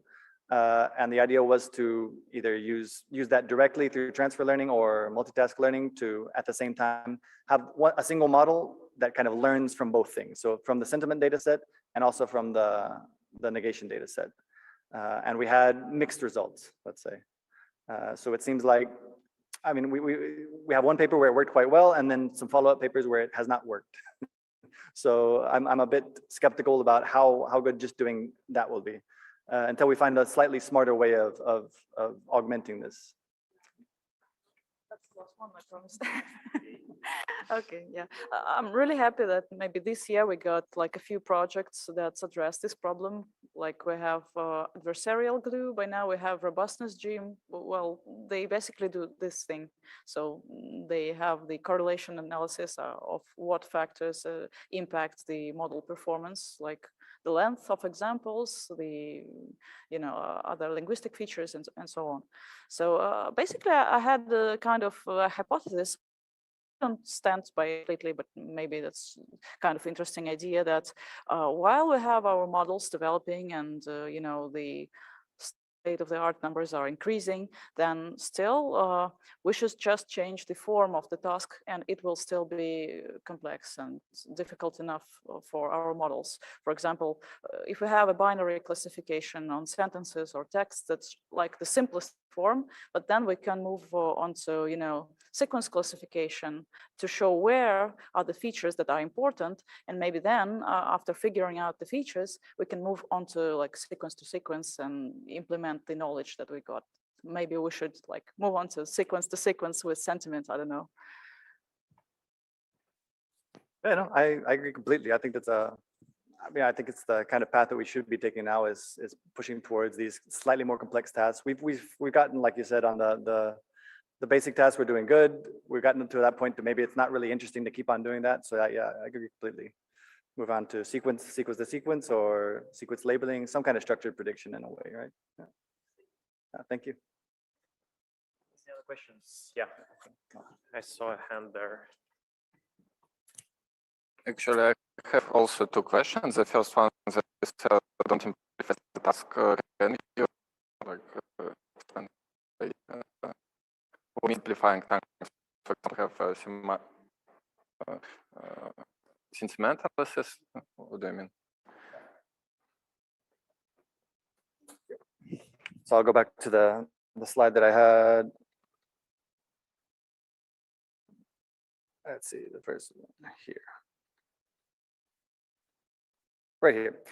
So for example, the MPQA dataset is annotated something kind of like this, quite similar. What they did is just to create the binary one, you would just kind of go through and say, are there more positive than negative in this sentence? Then it's a positive sentence. Are there more negative than positive? Then it's negative. Is it exactly the same? We remove it. That's it. Another thing that a little bit from another background, actually we do uncertainty estimation more of computer vision on everything, and I have the question about this, because some of the example you show that, for example, an annotator can say that I don't have an idea how to correctly identify this and everything, but for model you're forced to say it's either this or that, and it's basically don't have this option. So how do you think how relevant is this addition for the model to like estimate that its own error or like on uncertainties for the NLP? Yeah, great question, actually. So this has actually been a topic that's becoming more and more popular. There's a growing kind of workshop on this, and there's the idea is kind of fuzzy representations rather than making a single argmax, right? So I think that on the one side it's a great idea. The problem is right now most of the data sets that we have haven't been annotated with enough annotators to know that.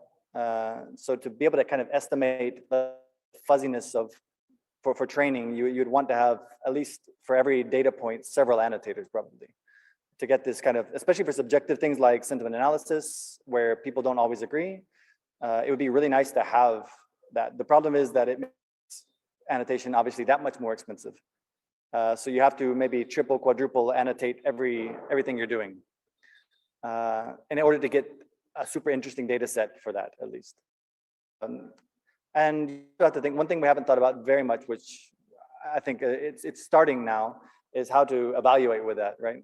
Right now, whenever you're using F1 or accuracy, these are things that the community knows quite well, but once you get to start fuzzier kind of things, I think it's not something that NLP has worked with a lot in the recent years. But I think it's something that people are becoming more and more interested in.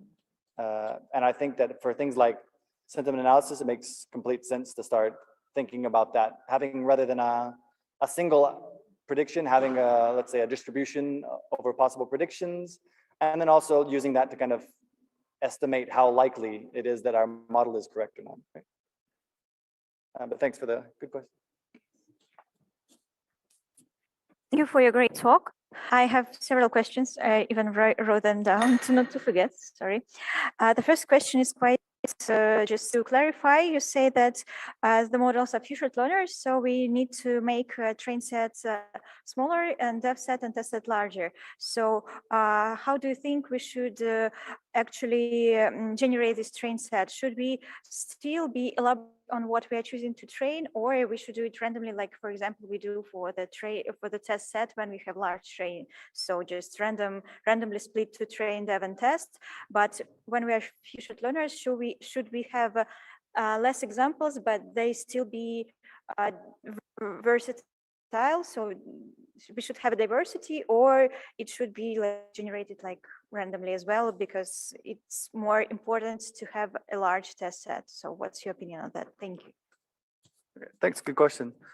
So my feeling about that is basically that I don't think that I had thought too much about how exactly to set up the train dev test split. I mean, I imagine you could do like we do these days, just kind of randomly, but just making sure again that in the test set, that's where you concentrate more effort, I guess. Whereas these days, I feel like a lot of times what people do is spend a lot of time annotating for the train, making sure that everything's nice there. And then on the test set, that's kind of where you go, okay, we have a little bit left over, and that's basically it. Whereas this would be kind of just changing the thought process, I think, is making sure that you have a really good test set. And then the dev and the train would be, let's say, not an afterthought, but at least would take second priority after making sure that the test set is really good.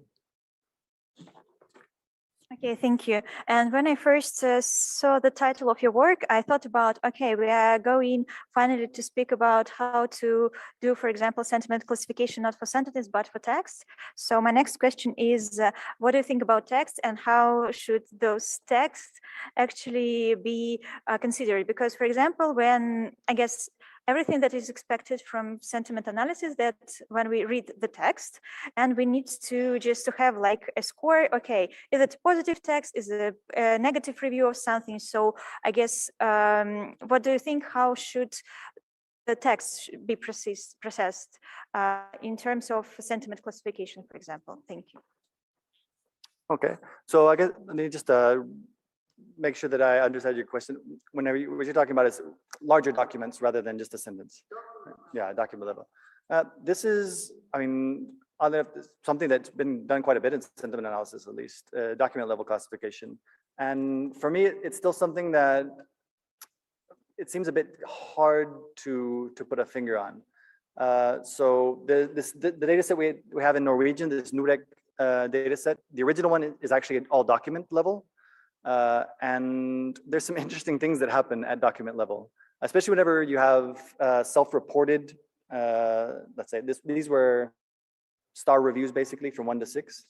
And you have interesting things that happen. So you have very positive reviews word-wise with very poor star reviews sometimes. So for me, at least, the concept of doing things at document level is a bit complicated. Reviews. Mainly because the star, or let's say the final rating and the text, a lot of times don't happen to coincide very well. So what I think might be more interesting is to kind of this fine-grained version. And then after that, you can create a summary of that, which is quite interesting, to kind of create a summary of points that are positive and a summary of points that are negative, because that's in the end what people want more than, let's say, just a single number. You want to know, what are the, let's say if it's a review about a restaurant, you want to know what are the good things, what are the bad things, right? I think that would be quite interesting.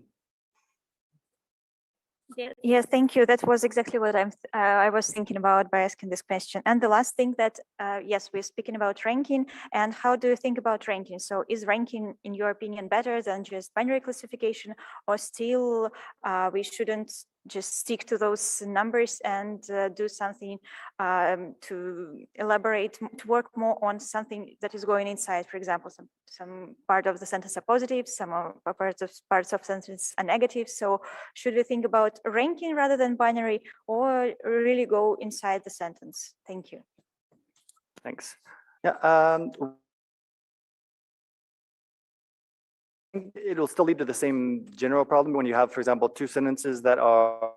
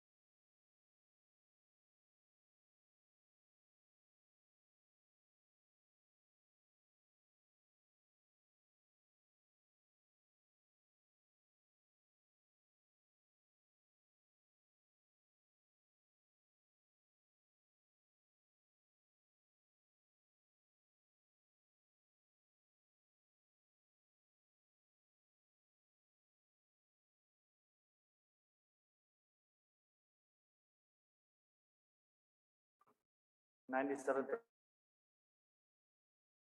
accuracy. Yeah, because the most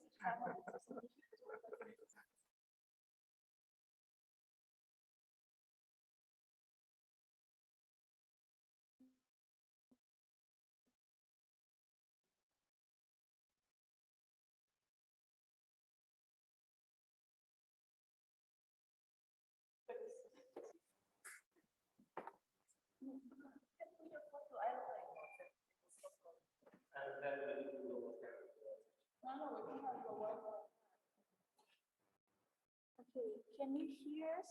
Can you hear? Here. It's turned on.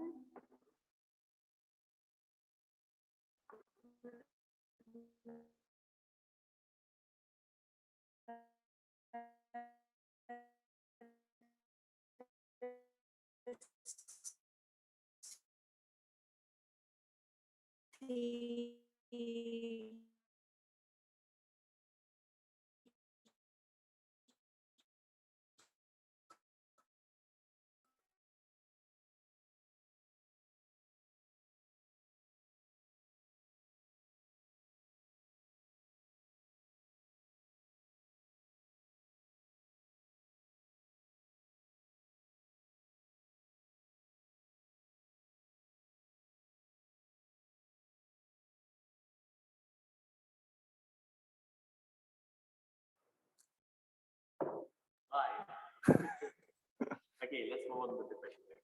Okay. So where were we? Okay, any other questions from the audience? I actually have some questions, but I will gladly give room for someone else.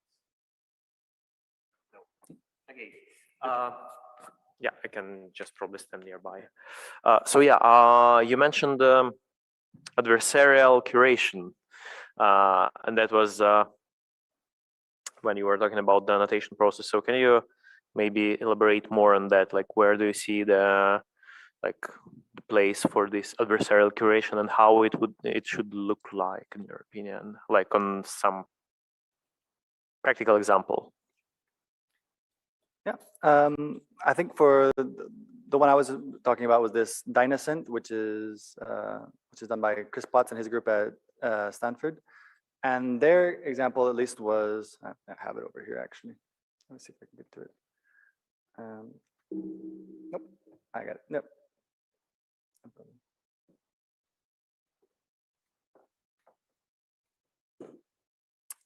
Further forward, actually.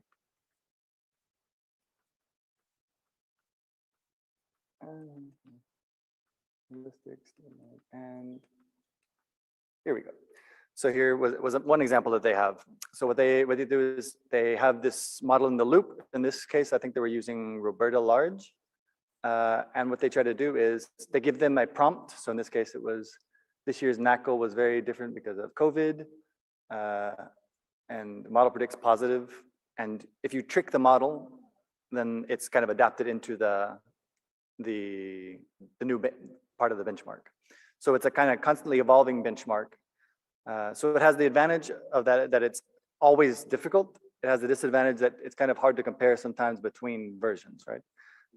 I think what you could easily do is just kind of set cutoffs, once every 4 years and do like a version control kind of thing, right? Exactly. And I think that's what they're planning on doing as well, something similar.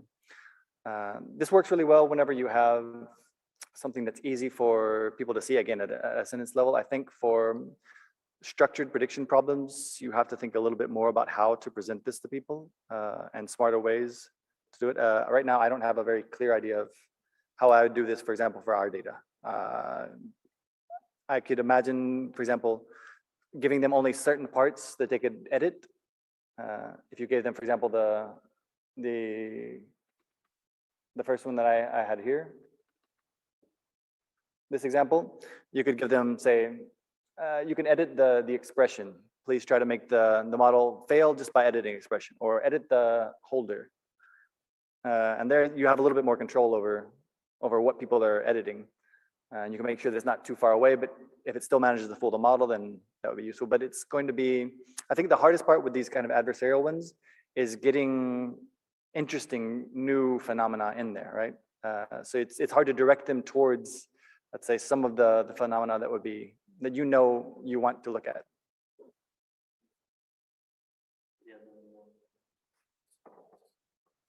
Thanks. And then the next question or comment is more general and more provocative, maybe. So since you were talking about going beyond the sentence classification in this or that direction, either towards document level analysis or towards like more fine-grained analysis,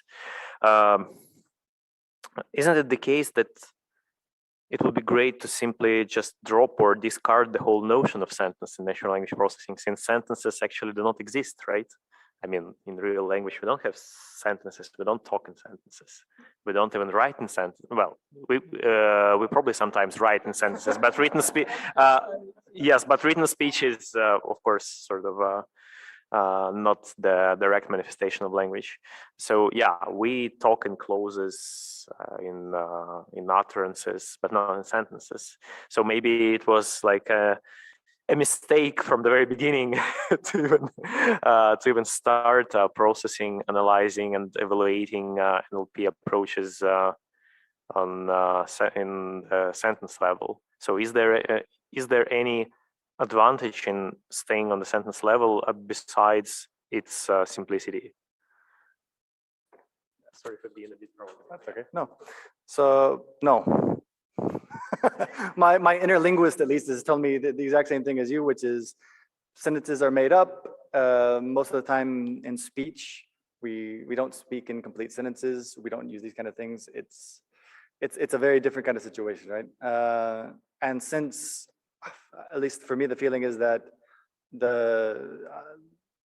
all of kind of speech processing, NLP, vision are coming closer and closer together regarding kind of methodologies. Eventually, we're going to get to a point where we're working directly with speech rather than this kind of text, which we're doing now, or some kind of processed version of speech, which is going to be more interesting anyways, right? So yeah, I would agree that at some point in time in the not so far future, it would be probably interesting to just move away from sentences in general.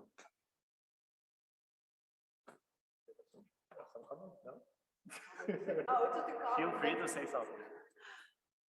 Yeah, when I first saw the title, we're talking about that level. Yes, what I'm interested in. And your talk nails summarizes the problems and the trends to solve them that exist in translation quality estimation, for example, very accurately, except where it doesn't go to the document level, because for translation quality, document level is probably the more interesting level. So when you were talking about going away from sentences in translation studies, let's talk about segments, but there's a problem of how do you segment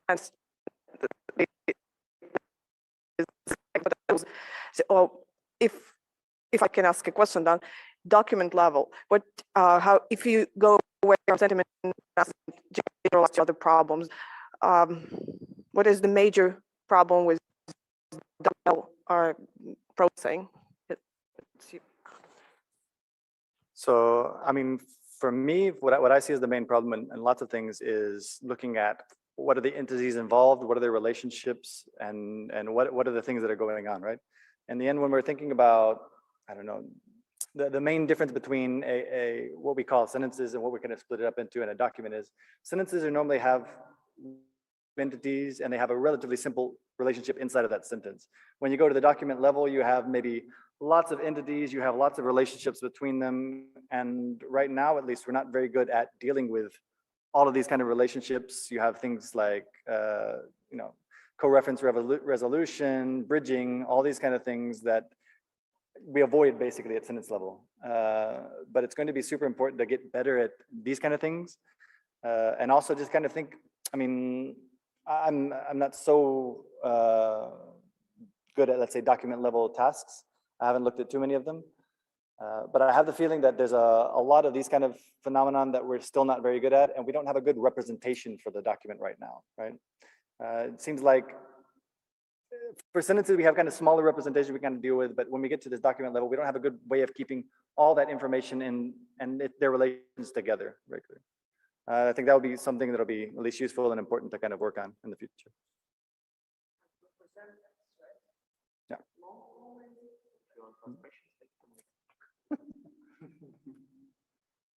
Okay.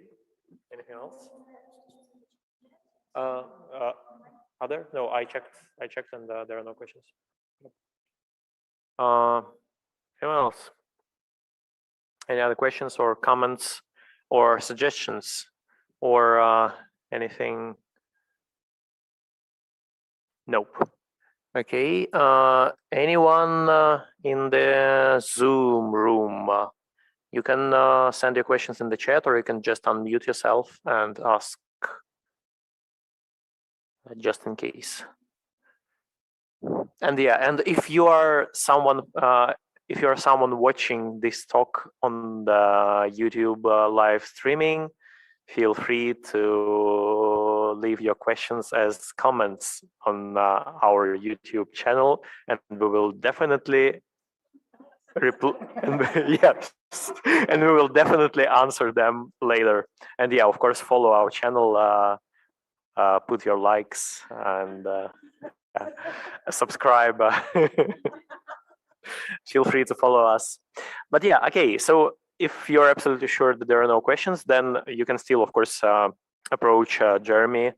He's still with us today and tomorrow. So yeah, feel free to get in touch. And then I guess we can wrap up, and let's just thank Jeremy again. Yeah, and we now have time for lunch, and then we will meet again at 3, right, with the next session of NLP and something else in parallel. I'm sorry. SNA, yeah. Please check the schedule. Thanks a lot. Then we are wrapping up.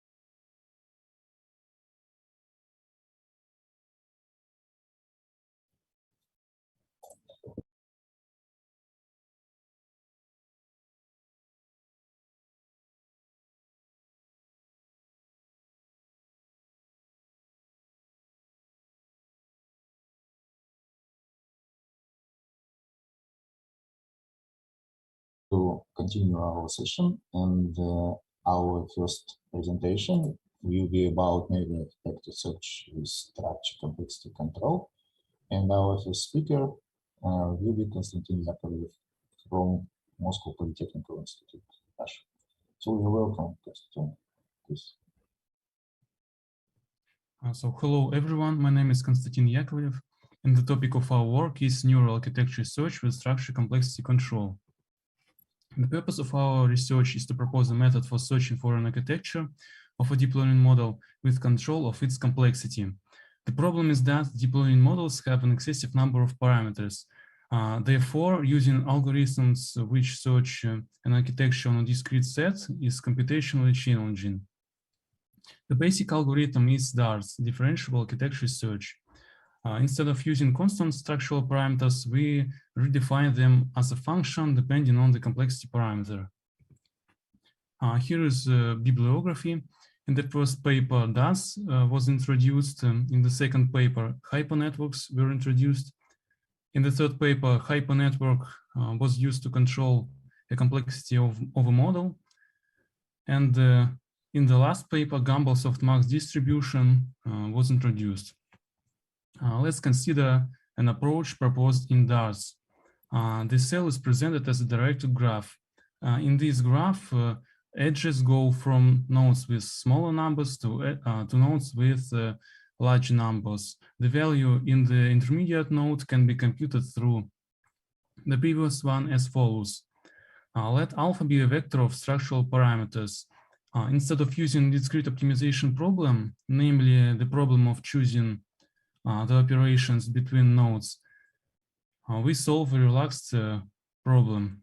To do that, we introduce a mixed operation. This is a linear combination.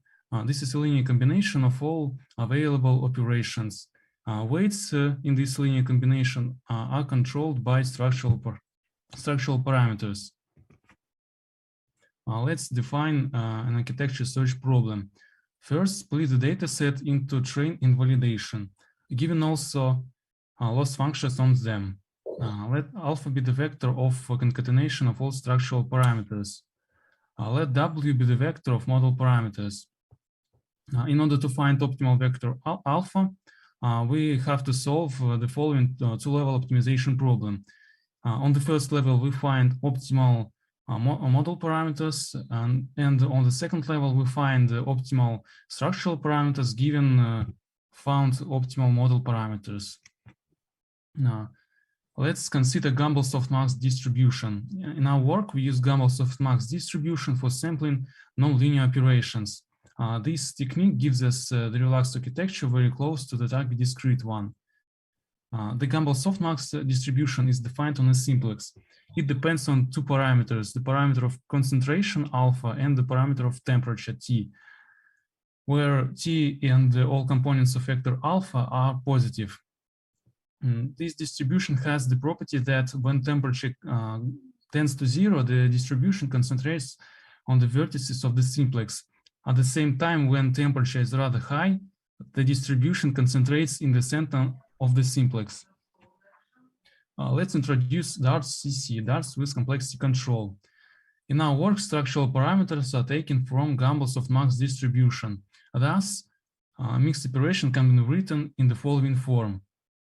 We define an architecture complexity as an amount of parameters that the corresponding model has. Therefore, we can modify a loss function on the validation data set. We add a regularizer.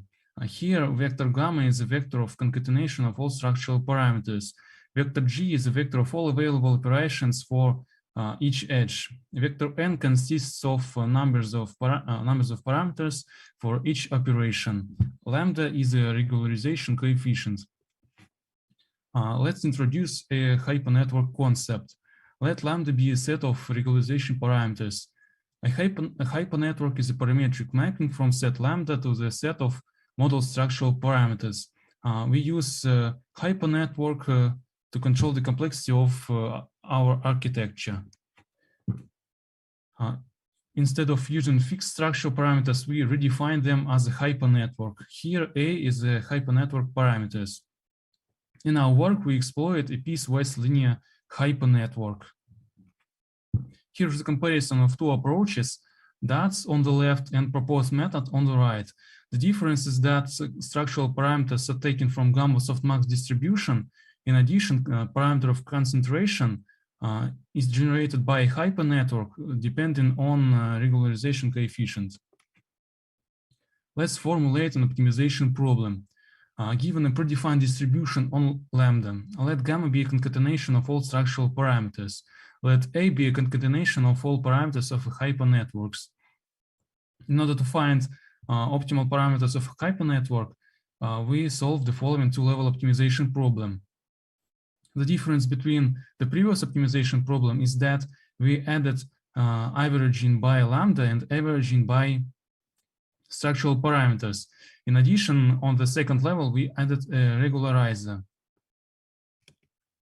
The following theorem says that when temperature tends to 0, we get an optimization problem close to the discrete one. All we need is just loss functional validation be continuous by gamma for all vectors of model parameters. Here's the optimization algorithms for proposed method on the left and DARTS on the right.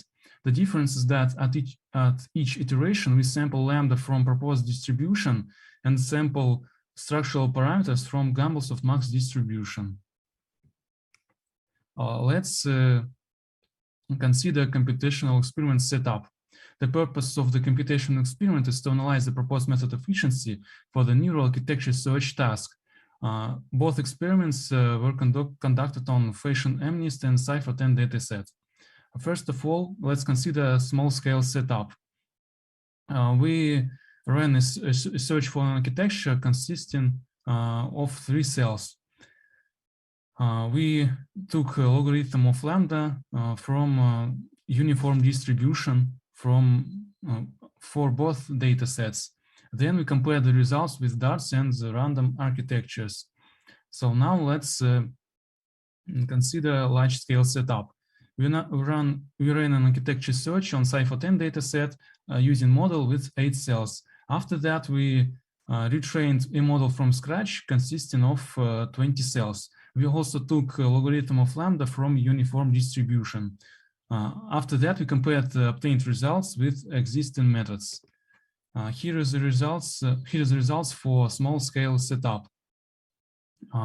As we can see from this plot, the proposed method allows us to control the complexity of an architecture, calibrating regularization parameter. Here are presented cells obtained in large-scale setup.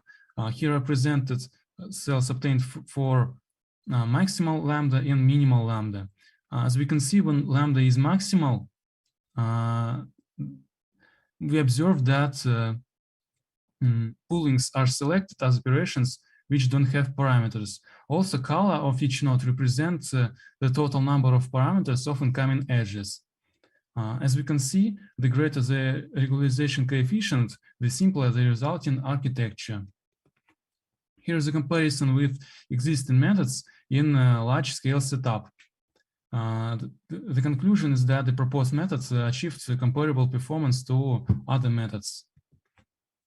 In conclusion, the proposed method allows us to control the trade-off between model complexity and model performance. In addition, the method has the property that calibrating regularization coefficient, we may control the complexity of an architecture without additional training. Finally, the results show that the method is comparable to other methods. Thank you for your attention.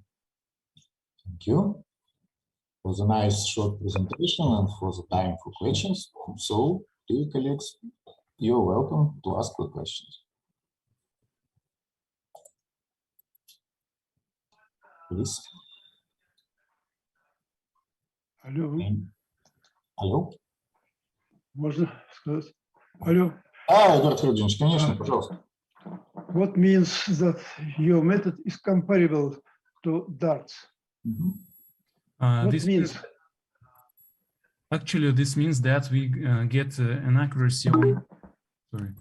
Actually, this means that we get an accuracy on validation dataset comparable to accuracy obtained in other methods, as we can see from this table.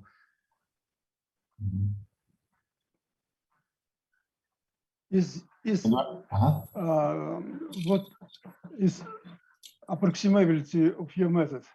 It is exact or approximation? Unfortunately, I didn't catch the question. What did you mean by saying approximation? No, if your method is exact, optimal, approximate. Eduard Vladimirovich, it seems for me the presenter could not answer your question because in machine learning they do not know exact solutions. They cannot compare with exact methods because they are absent. So all the algorithms are just heuristics, including this. On the other hand, this second column in this table, accuracy, shows, please, Konstantin, explain us what is this column shows. Answering this question, I meant that the accuracy is comparable to accuracy obtained in other algorithms. Okay. Some words about computation of this accuracy measure. Two words, can you say? In addition, from the third column, we can see that the number of parameters is significantly lower than, for example, amount of parameters of the methods in the first three lines. Thank you. Lines. Thank you. Other questions, please.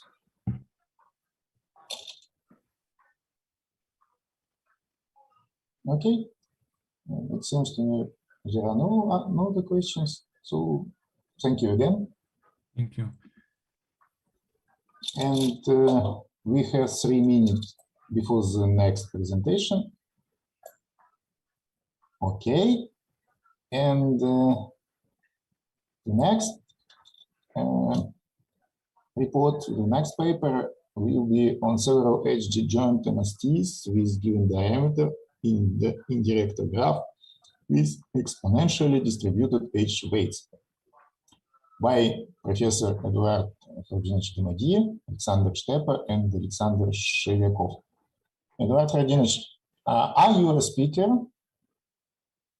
Yeah, Alexander Shevyakov. Alexander will be speaking. Okay. So, Alexander, you can start when you will be ready.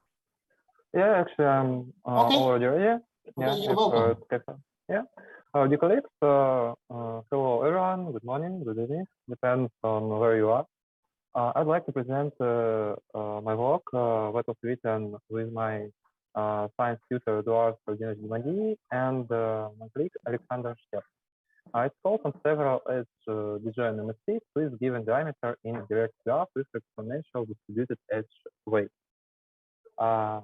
It's modification of a well-known problem of minimum spinning speed problem. As you may know, this problem is well explored. There are polynomial algorithms for solving the problem that was proposed in the middle of the last century. Here we just want to give one more definition that plus diameter of the tree is the maximum number of edges within the tree connecting a pair of vectors. Let us give you what our problem is. We have a complete weighted and vertices graph and positive digits MD such that this inequality is correct. And here M is the number of trees and D is their diameter. and our goal is to find m edge disjoint tree on that graph such that each tree has a given diameter d, and d is a function from n. It's kind of d is an input that depends on number of vertices. And our goal is to minimize the total weight of this tree. In our last work, which was presented on Conference Motor 2021, we solved the problem. We proposed an algorithm solving the problem, and we proved it's asymptotically asymptotical optimality in case that edges of graph is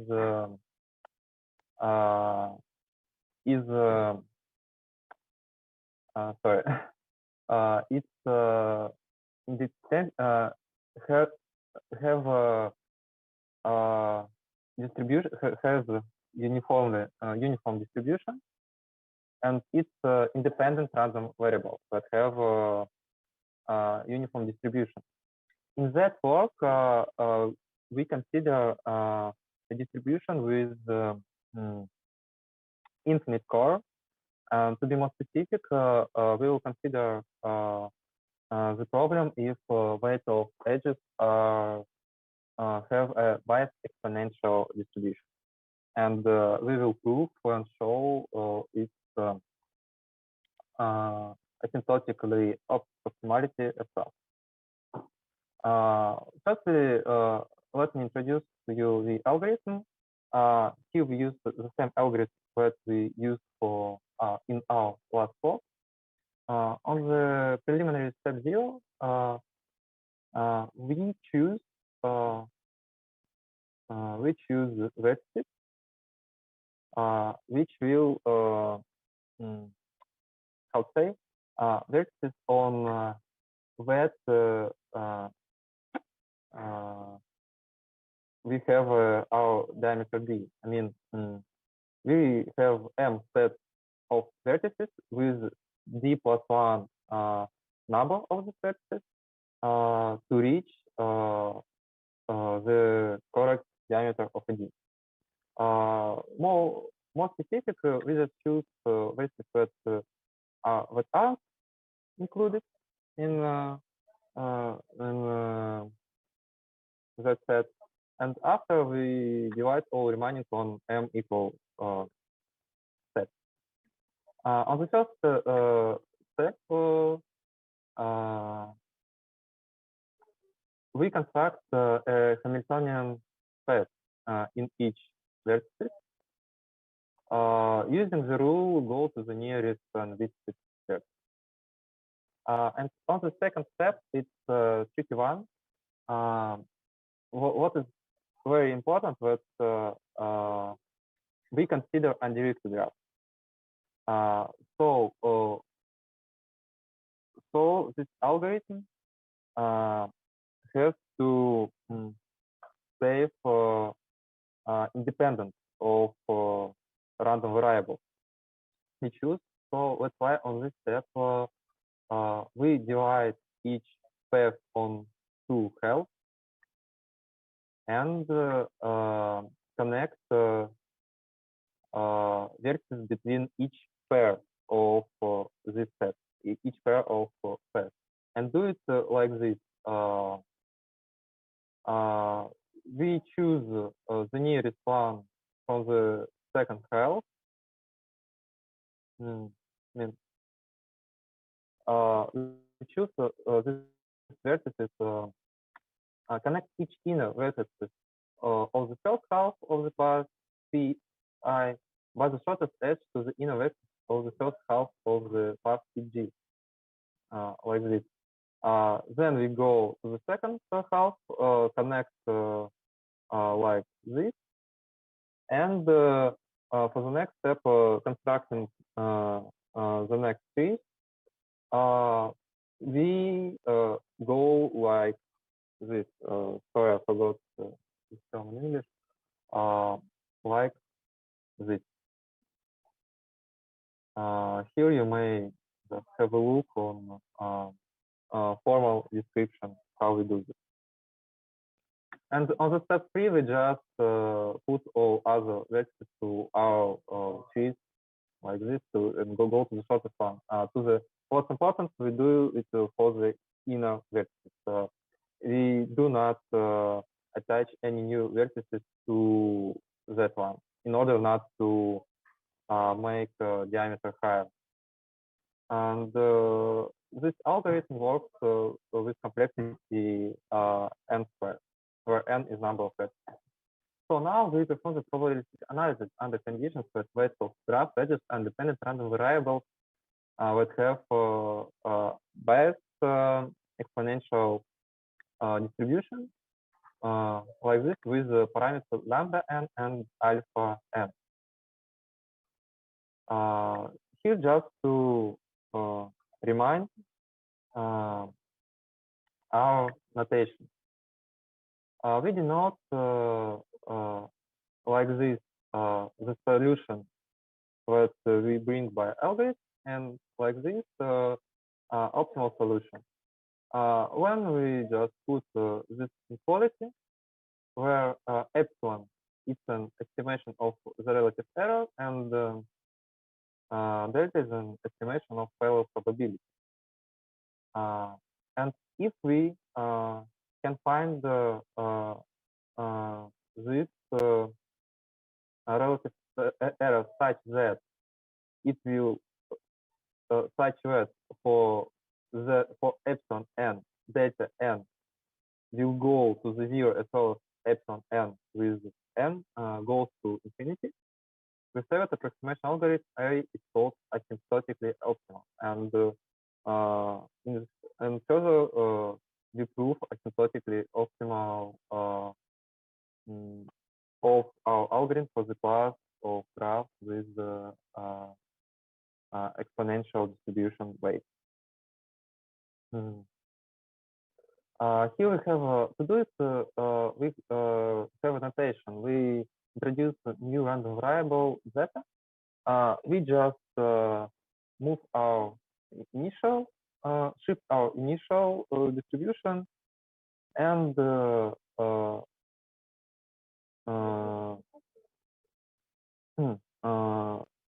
divide it on lambda.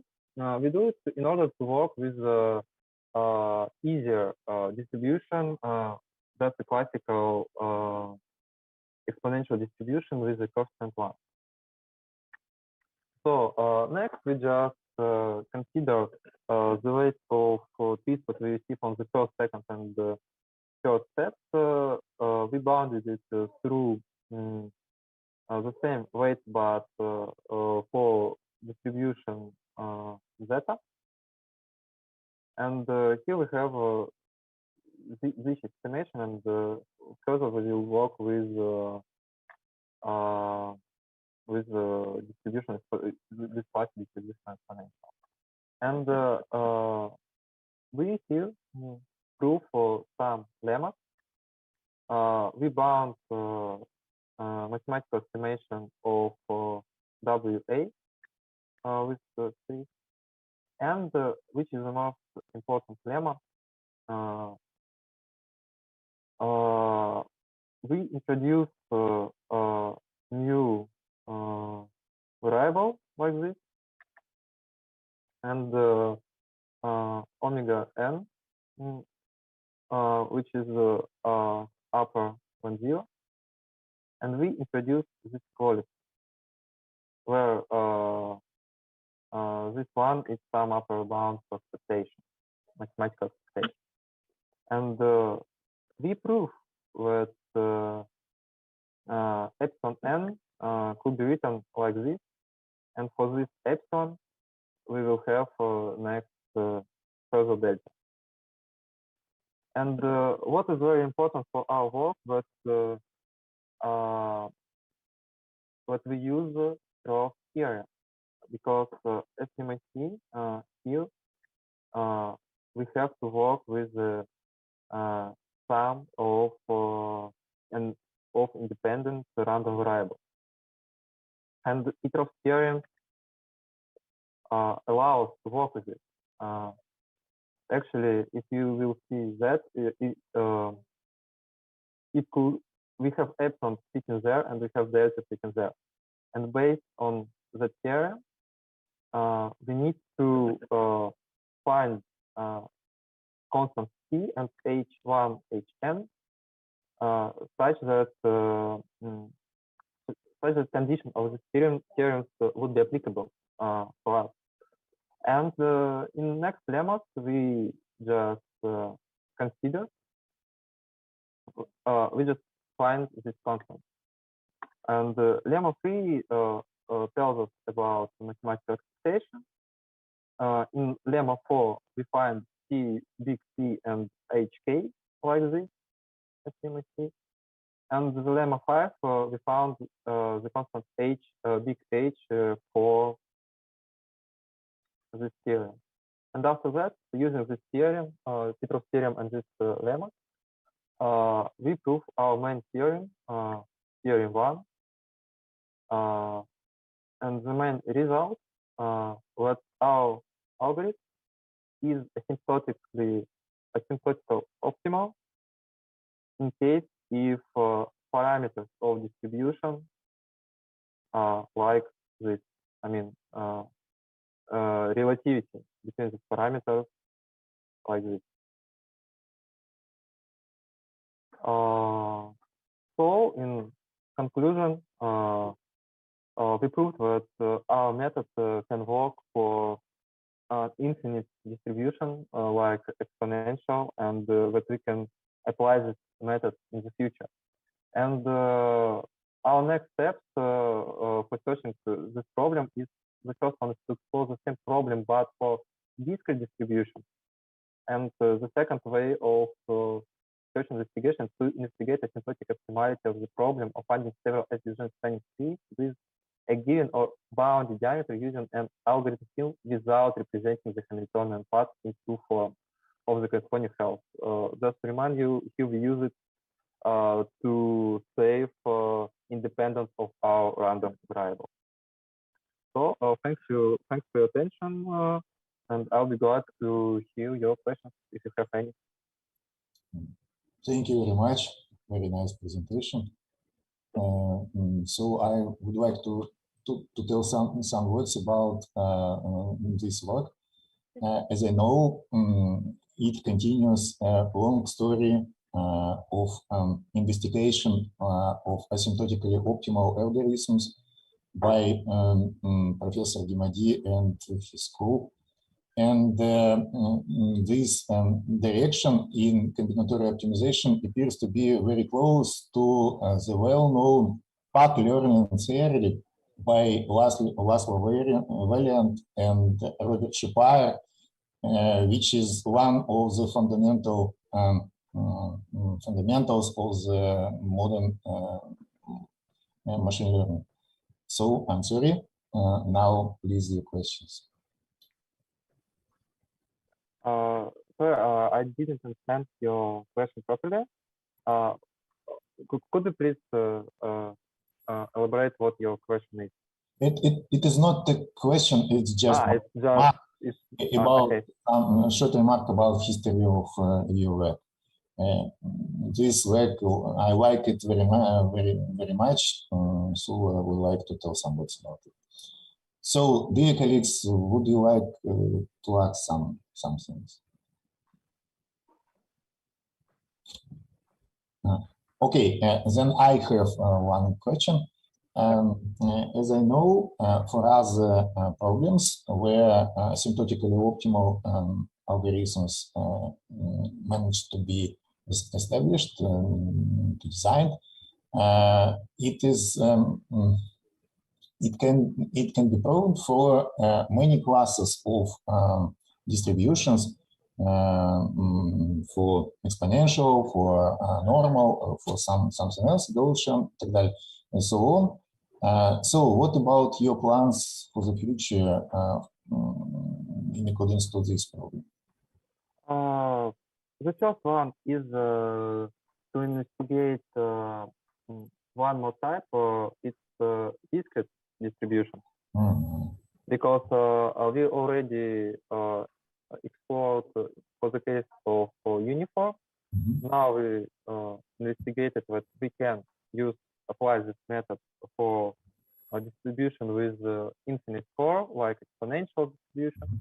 And now we want to do discrete distribution, and maybe after that to generalize, because maybe we can work not with only one family, but maybe we can group some sets of distributions, different sets of distributions, not, for example, exponential, undirected, etc., in one, and have results for them in general. Yeah, and also another way, we want to work with algorithms without representing the Hamiltonian set in the form of corresponding health. Now we do it because our method works for case of independent random variables.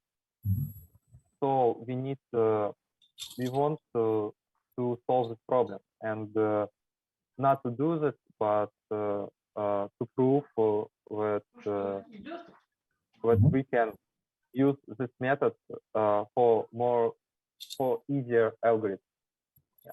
Thank you very much. Very, very interesting work. Good luck. Thank you very much. Me too. Okay. So our final presentation in this session will be given by Mikhail Bogotaryov, Dmitry Orlov, and Tatiana Shestaka, and the title will be on the Pareto optimal solutions in the multimodal clustering problem. So, yes. Good afternoon, dear colleagues. Okay, please share your screen. Yes. We can see you, but not your slides.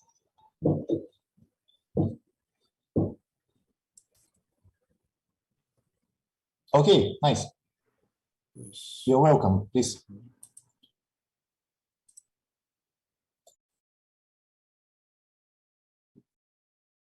Can you see my presentation?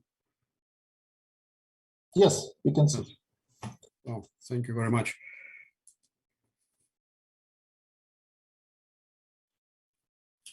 Good afternoon again, dear colleagues. I'm presenting our work about Pareto optimal solutions in the multimodal clustering. And because of the short time allotted for the report, I will present only the very essence of the proposed approach and show the most typical results. I also omit mathematical nature of the Pareto optimal solutions due to that cause. All details, references to literature, etc., can be found in the article.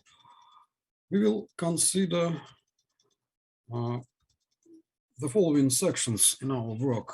They include some topics from multimodal clustering, evolutionary computation, and the results of implementing these tools on real data. The motivation of our work is the following. The problem of multimodal clustering arises when it's necessary to cluster several sets of objects simultaneously, not clustering on one set. So the first, when clustering is performed on multiple sets, there may be multiple proximity measures of objects from those sets. This is especially true for heterogeneous data presented in such sets, and this makes the use of multi-object differentiation in demand. Second, the evolutionary approach to clustering is based on evolutionary computation. And this is a collection of algorithms for solving global optimization problems that use evolution of several solutions at every step of the optimization process. So this is a natural way for having Pareto optimal solution. And also having several solutions of clustering is important for interpreting clusters, especially for cluster and textual data. Multi-model clustering problem can be formulated on so-called formal contexts. Formal context is n-dimensional tensor together with certain relation which often is binary. And multi-model cluster on the context is an n-dimensional subset with the following properties of closure. They means that self-sufficiency of a cluster and a cluster cannot be enlarged without violating of the property number 3. This is a simple example of formal context. Formal context has objects, the set of objects and the set of attributes, and they are linked by certain relation, sometimes and more often it's binary relation, which is represented by crosses in the seals of the matrix relation. And then a formal concept can be transformed to conceptual lattice by using or finding or acquiring so-called formal concepts. Again, formal context, the second formal concept, and the third conceptual lattice. Conceptual lattice is a conceptual model which is very useful in data analysis. It represents the hierarchy of data represented by formal context, and we can find on the conceptual lattice more or less general concepts and concepts similar one to each other, etc. So this model is widely, not very wide, but increasingly wide, is implemented now in many applications, especially in data analysis, in medicine, in linguistics, and in social networks. Because sometimes we can realize a network, for example, social network, as a conceptual lattice. And there are many works devoted in this area. They can be found as references of the paper. Next, the problem which is in this area is the following. Sometimes formal concept is not convenient. The set of formal concepts is not convenient for real problems because every algorithm of acquiring formal concepts from formal context will produce a huge amount of formal concepts, and some of them are, and many of them are trivial. Instead of using formal concepts, they use clusters, and these clusters are multimodal in the general case.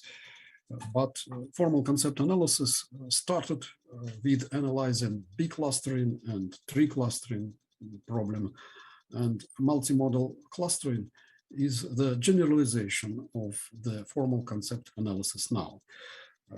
So cluster volume, cluster density, coverage, and diversity are corresponding characteristics of clusters which must be calculated during any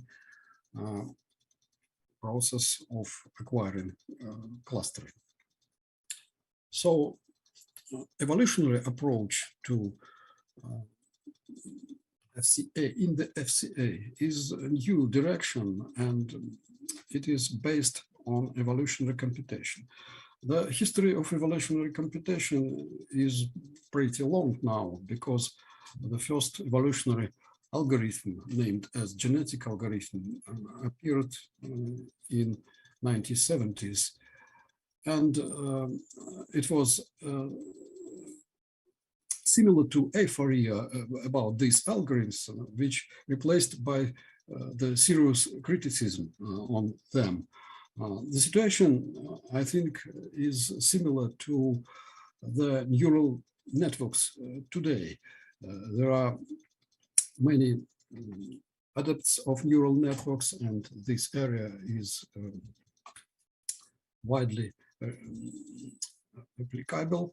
And also some critics of neural networks also exist. So as for evolutionary computation, but now it settled its own place in the modern optimization as the set of algorithms of random controllable search. They can be named so because they use random model which is biologically inspired. They use chromosomes, genes, and population, and random manipulation of the parameters of these objects. Also, evolutionary computation can be represented as black box model, and the model with feedback, where feedback is realized by optimizer, and genetic or another evolutionary algorithm plays the role of optimizer here. And criteria evaluated is very important part of this scheme. Criteria is named as fitness function, and mostly evolutionary computation is applied in the parametric optimization problems. Here, the classical genetic algorithm is illustrated. As I mentioned, it has biologically inspired elements as gene, chromosome, alphabet, mostly binary, but not binary, strictly binary.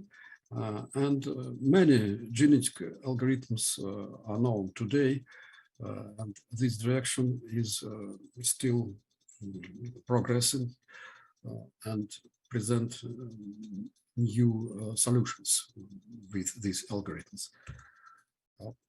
The very important and may say crucial problem here is encoding scheme. Every chromosome is representing the solution, and for clustering we need to encode clustering solution also. There are some variants of encoding chromosomes as binary or not binary strings, and we proposed some time ago our own encoding scheme, which is effective in optimizing, finding optimum functions with Euclidean distance, but in non-Euclidean distances of optimizing function to be optimized. Another chromosome encoding is more interesting, and in the clustering problem, very simple and very convenient. Encoding is the following: when every string encodes one cluster. So one chromosome, one cluster is the preferable way of encoding in clustering. Here, every object on its place has unit if it belongs to that cluster. So for n-clustered objects, we have chromosomes of n elements and positions. We worked on two data sets. The first data set is from medicine, and it represents myocardial infarction complications. This is a database and several formal contexts two-dimensional, preferably, maybe constructed from this database. We had artificially created three-dimensional formal context where special time scale of days of therapy was applied. And this data set is interesting for exploring some medical circumstances of data.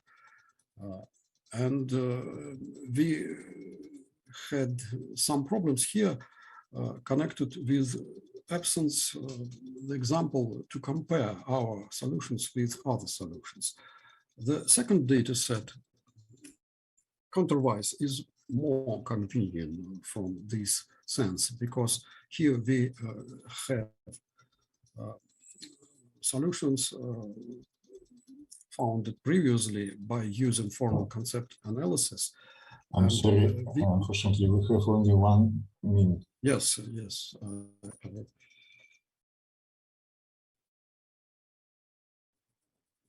I see. And I am near to the finish. It has 30 objects, 7 attributes and conditions, and it represents some crimes from American teenagers. And we can compare our results with formal concepts acquired from this formal context by formal concept analysis algorithms. For example, by a very famous data pillar algorithm. This is Pareto optimal solution, the example of this solution, which demonstrates very fast variant of algorithm, which has only 4 generations to achieve the Pareto front. And we use special visualization, for two-dimensional visualization for 2 criteria. Here is the Pareto front for juvenile crime set. It has 16 equivalent clusters from 40 chromosomes, and we export the borders of it. One borders have density of high density, and to the right of the Pareto front. And the sense of this example is that males, 17 years males in the USA had criminal offenses during this year, and the set of these offenses is very large. The second cluster is on the left. It has small density, and it is about involving 14 years girls to crimes with other teenagers. Our aim was, our general aim is to fact extraction from data. So we are interested on clustering as an instrument to acquiring facts from the results. So we need to analyze additionally every cluster.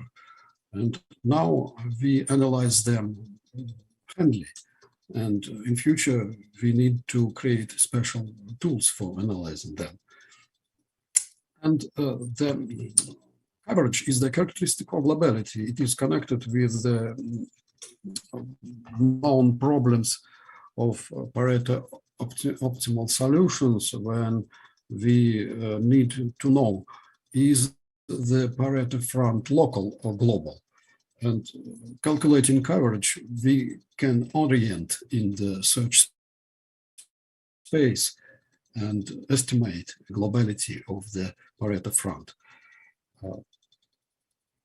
Conclusion. I've mentioned that we need special tools for analyzing the meanings, but using Pareto optimal solution, we get equivalent clusters. And this feature of equivalence is very useful, especially for analyzing textual data, where equivalence may mean as the similar semantics. Equivalent cluster may represent semantically similar data if then them are acquired from textual data. This is very interesting direction of our future research. And this is our future plans. And as my time is over, thank you for your attention. I'm be glad to answer the questions. Thank you. Thank you very much. Very, very interesting presentation. I think there are many questions, but now we should give the whole to the other session. So sorry. And now while our session is closed, thank you very much. Very, very interesting presentation, interesting results. Thank you. Thanks a lot.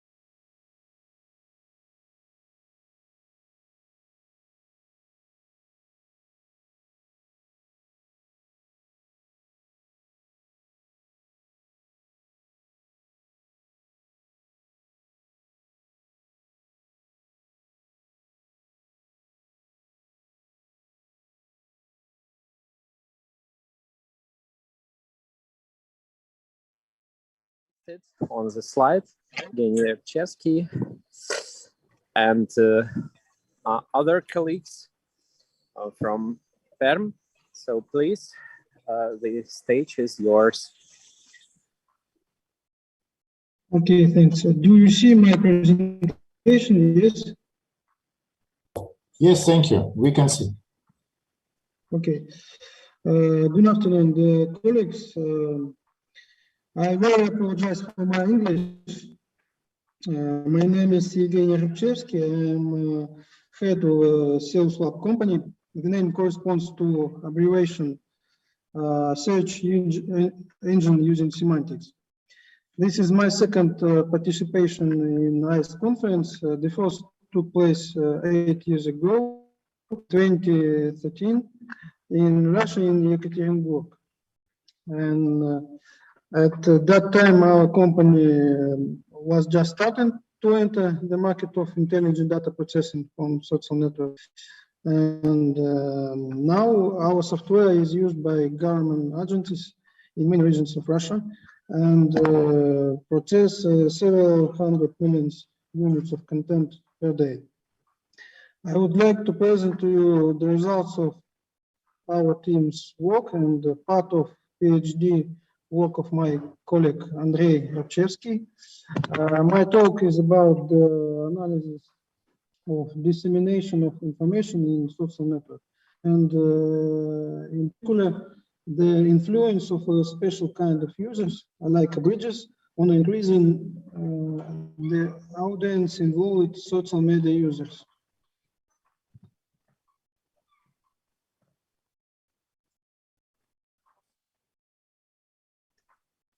Our analytical center and the dissemination of information in social network on several high-profile news stories that took place in the Commonwealth of Independent States, countries over the 3 past years. And we analyzed the network of the users that were involved in the distribution of content from Eastern topic. We decided to build a graph of users for 2 ages.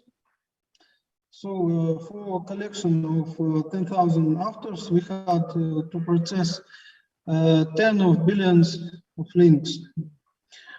Each order, but not exact number. And we found some kind of patterns.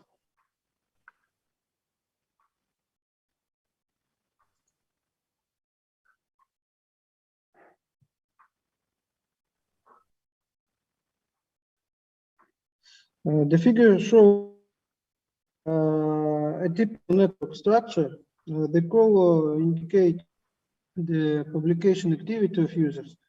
Strong activity is red, medium activity is yellow, and gray is a lack of activity.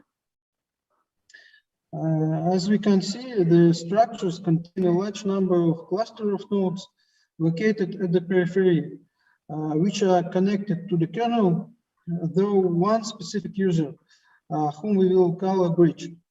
The peculiarity of the bridge is that the cluster nodes are connected to the kernel only though the bridge, and are not connected to each other.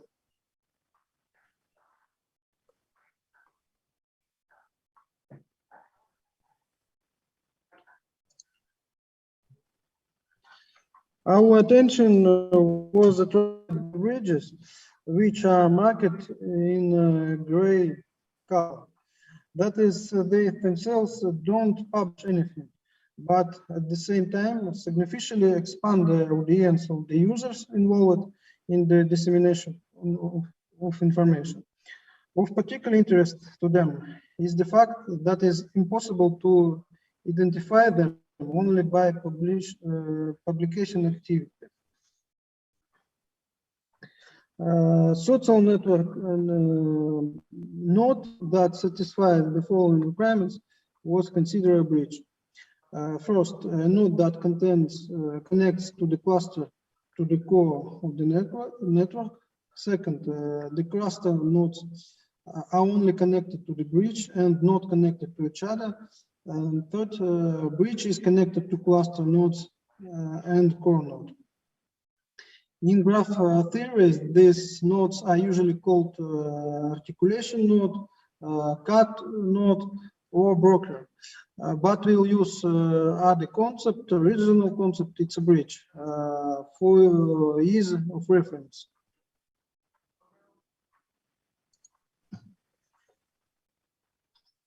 We needed to assess the impact of bridges of the dissemination of information.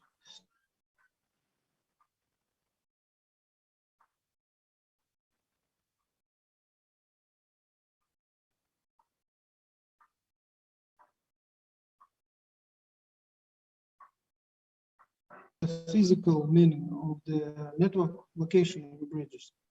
Therefore, we have proposed an original metric that we name weighted contribution centrality. Its meaning corresponds to the contribution of the publication activity of the all nodes of cluster for corresponding bridge.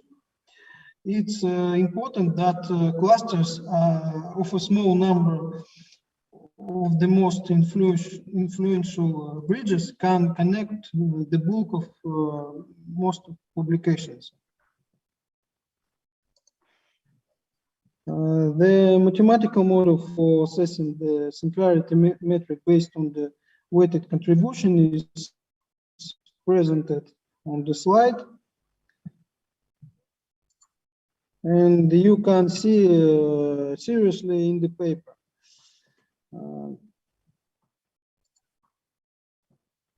We compared the use of these metrics to assess the degree of decrease in publication activity when exposed to bridges. The results show that using the weighted contribution centrality metric has the greatest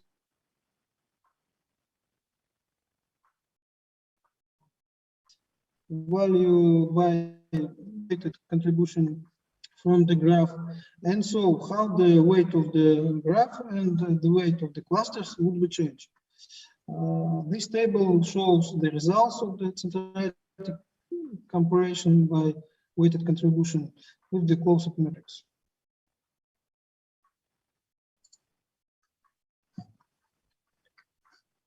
In conclusion, a feature of the centrality measure by weighted contribution is that it clearly determines whether a node is a bridge in the network configurations described earlier.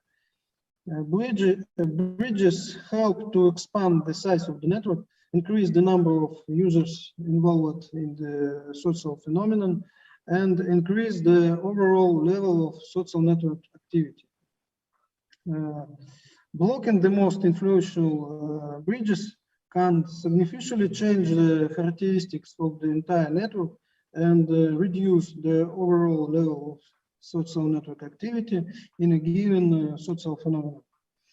Thus, impacting on the most influential bridges is an effective way to reduce social network activity.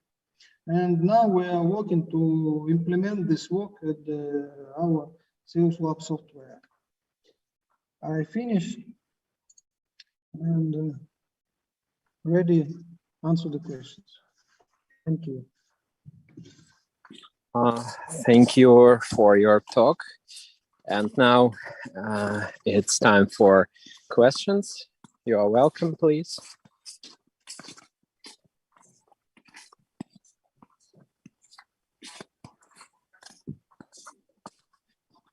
So, if we have no questions from participants, I would like to ask one of the questions. So the bridges are extremely important in social network applications for all identification problems.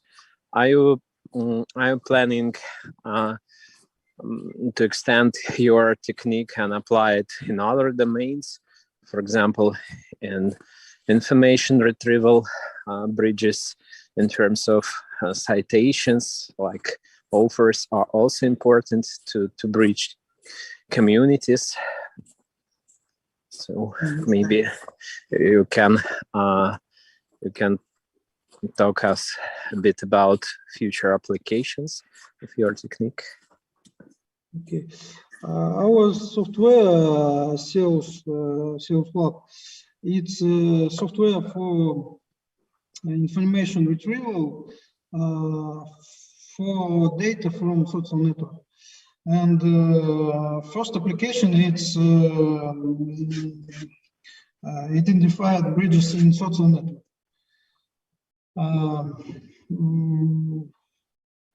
Maybe we can maybe we will use this approach for analyzing citating network, maybe in our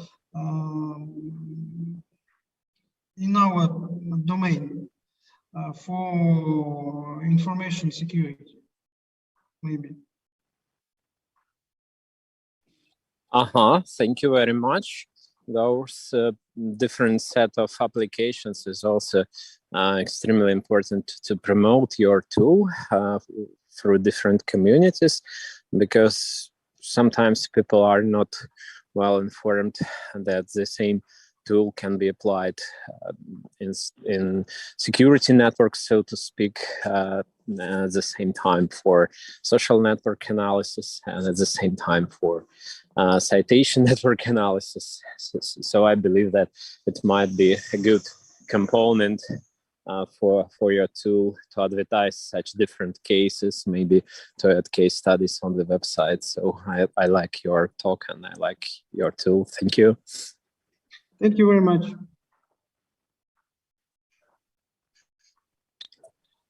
Okay, if we have questions, if we have more questions, we can ask the speaker now. If not, we can move on.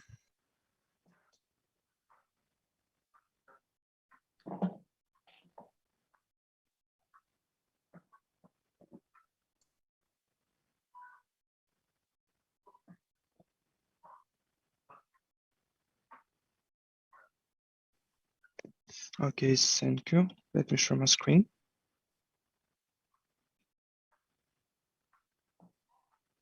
Okay, could you please confirm that you are able to see my screen?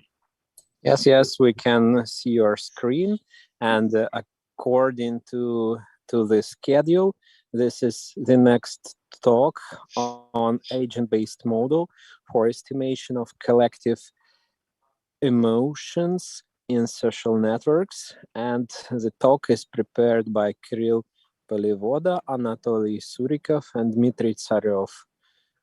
So Kirill, you are welcome to start. Thank you. Yeah, thank you. So good afternoon, everyone. My name is Kirill Polivoda, and today I, with my colleagues Dmitry Tsaryov and Anatoly Surikov, want to present you our agent-based model for estimation of collective emotions in social networks. So agenda for today will be organized as following. The first part is introduction, then relevance of our model. The next part is model description, simulation result, and a few words in conclusion. So emotion spreading in online communities has drawn attention of social science for decades. An actual problem in this area is estimating collective emotions in social networks such as Twitter, Facebook, Weibo, and so on. People chat on community walls, exchanging messages, transmitting and receiving emotions. We describe these emotions in terms of Ekman's 6 emotion model that contains joy, sadness, surprise, anger, fear, and disgust emotions. We measure the sum of all messages, makes an emotion field or collective emotions, which we actually aim to measure. We propose an agent-based model. We generate a number of agents that simulate human perception of emotions. As the agents monitor the community, read actually the posts and comments on the wall, estimate the emotions of each read text, and taking into account not only the words, but the emojis and emoticons as well. Then every agent makes a prediction for collective emotion of the community in the moment of time. Since the agents differ by their parameters, the average value of their estimations represents such as an objective measure of the emotions field as it's perceived by users. For the emotion estimation in a particular text, agents use a simple sentiment analysis based on emotional dictionary. Information spreading in social network is one of the actual topic in modern computer and social science, providing fast communications of large groups of people. Social networks intensively affect the spread of opinions, rumors, consumer preferences, and so on. Especially the dynamic of emotion transition between the user attracts the attention of scientists all around the world. The results of such studies may be applied in marketing, political, and social sciences. One special form of communication in social networks is chatting on communities walls, like communities walls on social network Contact or maybe Facebook. When many users post messages publicly, it's impossible for a person to read all of them. In this case, when user responds some post, no one can tell which messages have affected his opinion and mood. For researchers studying the emotional dynamics in the social networks, this situation evokes some difficulties. A possible solution is to consider an emotional field or some collective emotions in a community, somehow averaging all the user emotions. However, a direct averaging is not the best option. As known, the emotion perception is subjective, and this must be taken into account. And moreover, as was pointed before, a rare user reads all of the posts on the wall, which contradicts the idea of direct averaging. So first of all, let's think about how we can recognize emotions. We recognize emotions via digital footprints, like messages that user left in community, for example, on Twitter, or his comments in the community wall, for example, on Contact. And so we apply the next approach. So we perform expert markup of these messages. Then with NLP neural networks, we perform classification of this text by Ekman's model of the emotions. Here you can see our natural network architecture. So we perform simple TF-IDF vectorization, train our network with full connected layers, and predict class probabilities for each of the 6 emotions for each text. And then we create emotional dictionary. So for example, we match for every word in this model the 6-dimensional vector that represents presence or absence some of particular emotion in this word. So example you can see here. Emotions can actually be transformed, so its intensity, severity, brightness, and direction can change, and we can see at emotion dynamics like user emotion dynamics and community dynamics that we're talking right now.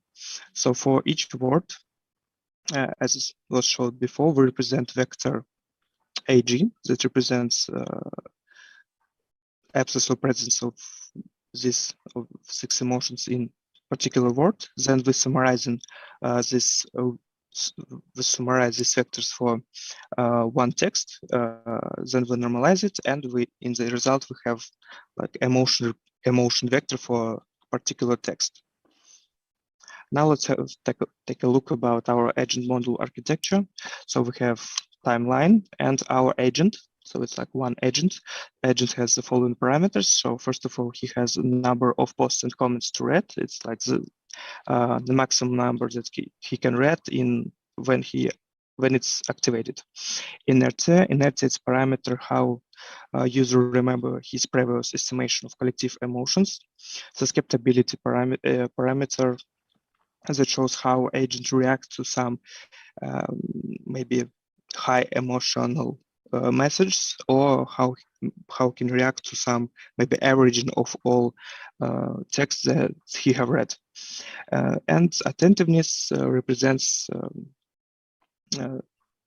probabilities that user can skip some posts or skip some comments on the community wall. So with delta test step, we activate our agents in particular time and perform in the every step performs the next algorithm. So first of all, agent reads posts and commits and gives each text a score from 0 to 4. Then he updates instantaneous collective emotion values according to Formula 1. So here you can see his susceptibility, that he reacts to some really emotional text, and averaging of all text that he have read at this point of time. And after that, he updates his estimation of collective emotions according to Formula 2. Here you can see value alpha that describes his inertia. So as the agent looks to his recent value in previous point of his activation and current vector G. So and after that he performed his current estimated collective emotion value. And in the end of simulation, we should understand collective emotion value for this particular community, and we understand it by averaging all emotions for all of our agents in the model. To test this model, we conducted online psychological experiments. So we actually made expert markup for text in two communities. First community is Tonki Humor, the second community is Choice Too Many. And then we compare this experts markup with prediction of our agents. And ROC curves for each of the emotions shows kind of good results. For almost all of the emotions, area under the curve greater than 0.7.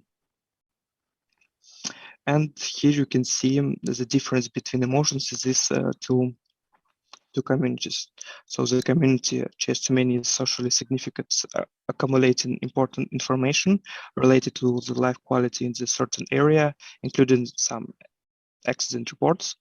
On the other hand, the community Tonki Humor is more entertaining, containing recreational content. Thus, the emotional reaction of the users on the unpleasant content in these communities is different. So in the community Choice Too Many, we see that emotion sad, fear, and surprise much greater than in community Tonki Humor. However, in the community Tonki Humor, emotions joy, anger, and disgust greater than in community Choice Too Many. That can be described as it can demonstrate that we see not only the posts in this community but also in the comments, and it can be some maybe fighting, arguing, and so on and so forth, and that's why we see that emotions and anger discussed much higher than in community Choice Too Many. So to summarize, the strong point of this approach proposed is equipped the agent with subjectivity combined with the subjectivity combined with the objectivity provided with their amounts. Simulations user behavior, the agents provide an inside collective emotions estimation, allowing to see the community from the user's point of view. The model allows to simulate the features of real people, making the emotion assessments more accurate and more human-like. The model developed is to be used in our next model, where we try to predict and simulate the spread of emotions in social networks for particular users. And this is the end of my presentation. Thank you for your attention, and I'm ready to answer to your questions. Thank you, Kirill, for your talk. Now it's time for questions. So every participant may have a chance to ask question. You don't need to wait my special approval. Just ask if you have something to ask, please.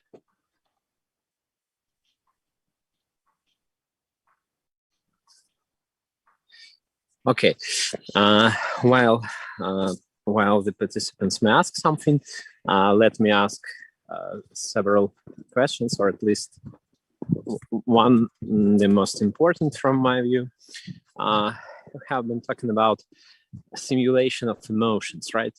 But do you think that it looks somewhat controversial in the sense that if we have real people and real emotions that they express, when we have bots or agents, they may express fake emotions because they are artificial agents and they are like puppet masters in somebody's hands. So can we detect such cases, or maybe model such cases when someone artificially tried to change the emotional environment upon certain specific sensible topics?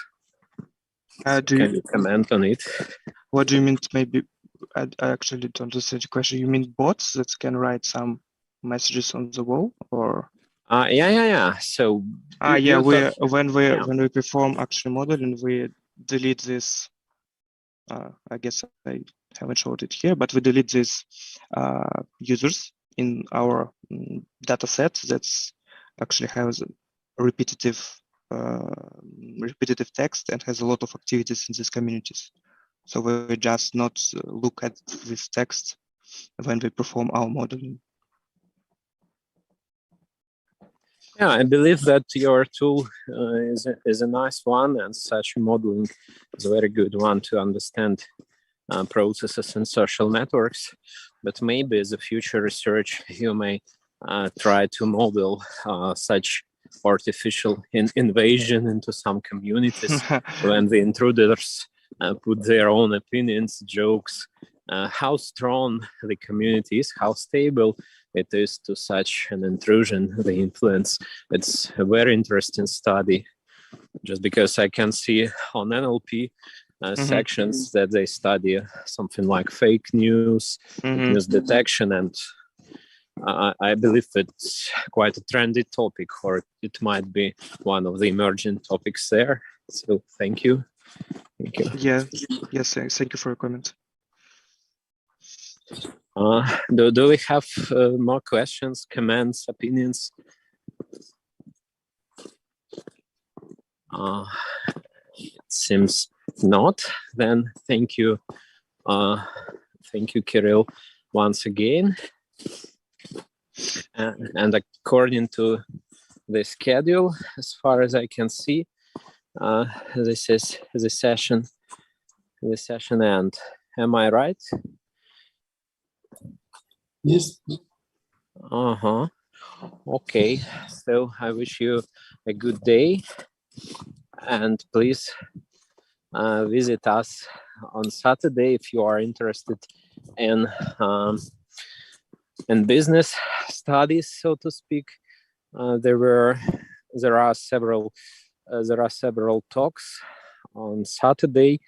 For example, one is about Toloka. Those who are from NLP, they know this tool already very well because they label data, but it has much more impact, I believe, on other domains where images can be evaluated as well, and maybe some professionals needed to label such data. Maybe it might be even a good discussion there, because such talks are usually less formal than ours in scientific sessions. Thank you very much one more time. Have a good day. Yes, thanks. Have a good day. Bye-bye, colleagues. По-английски.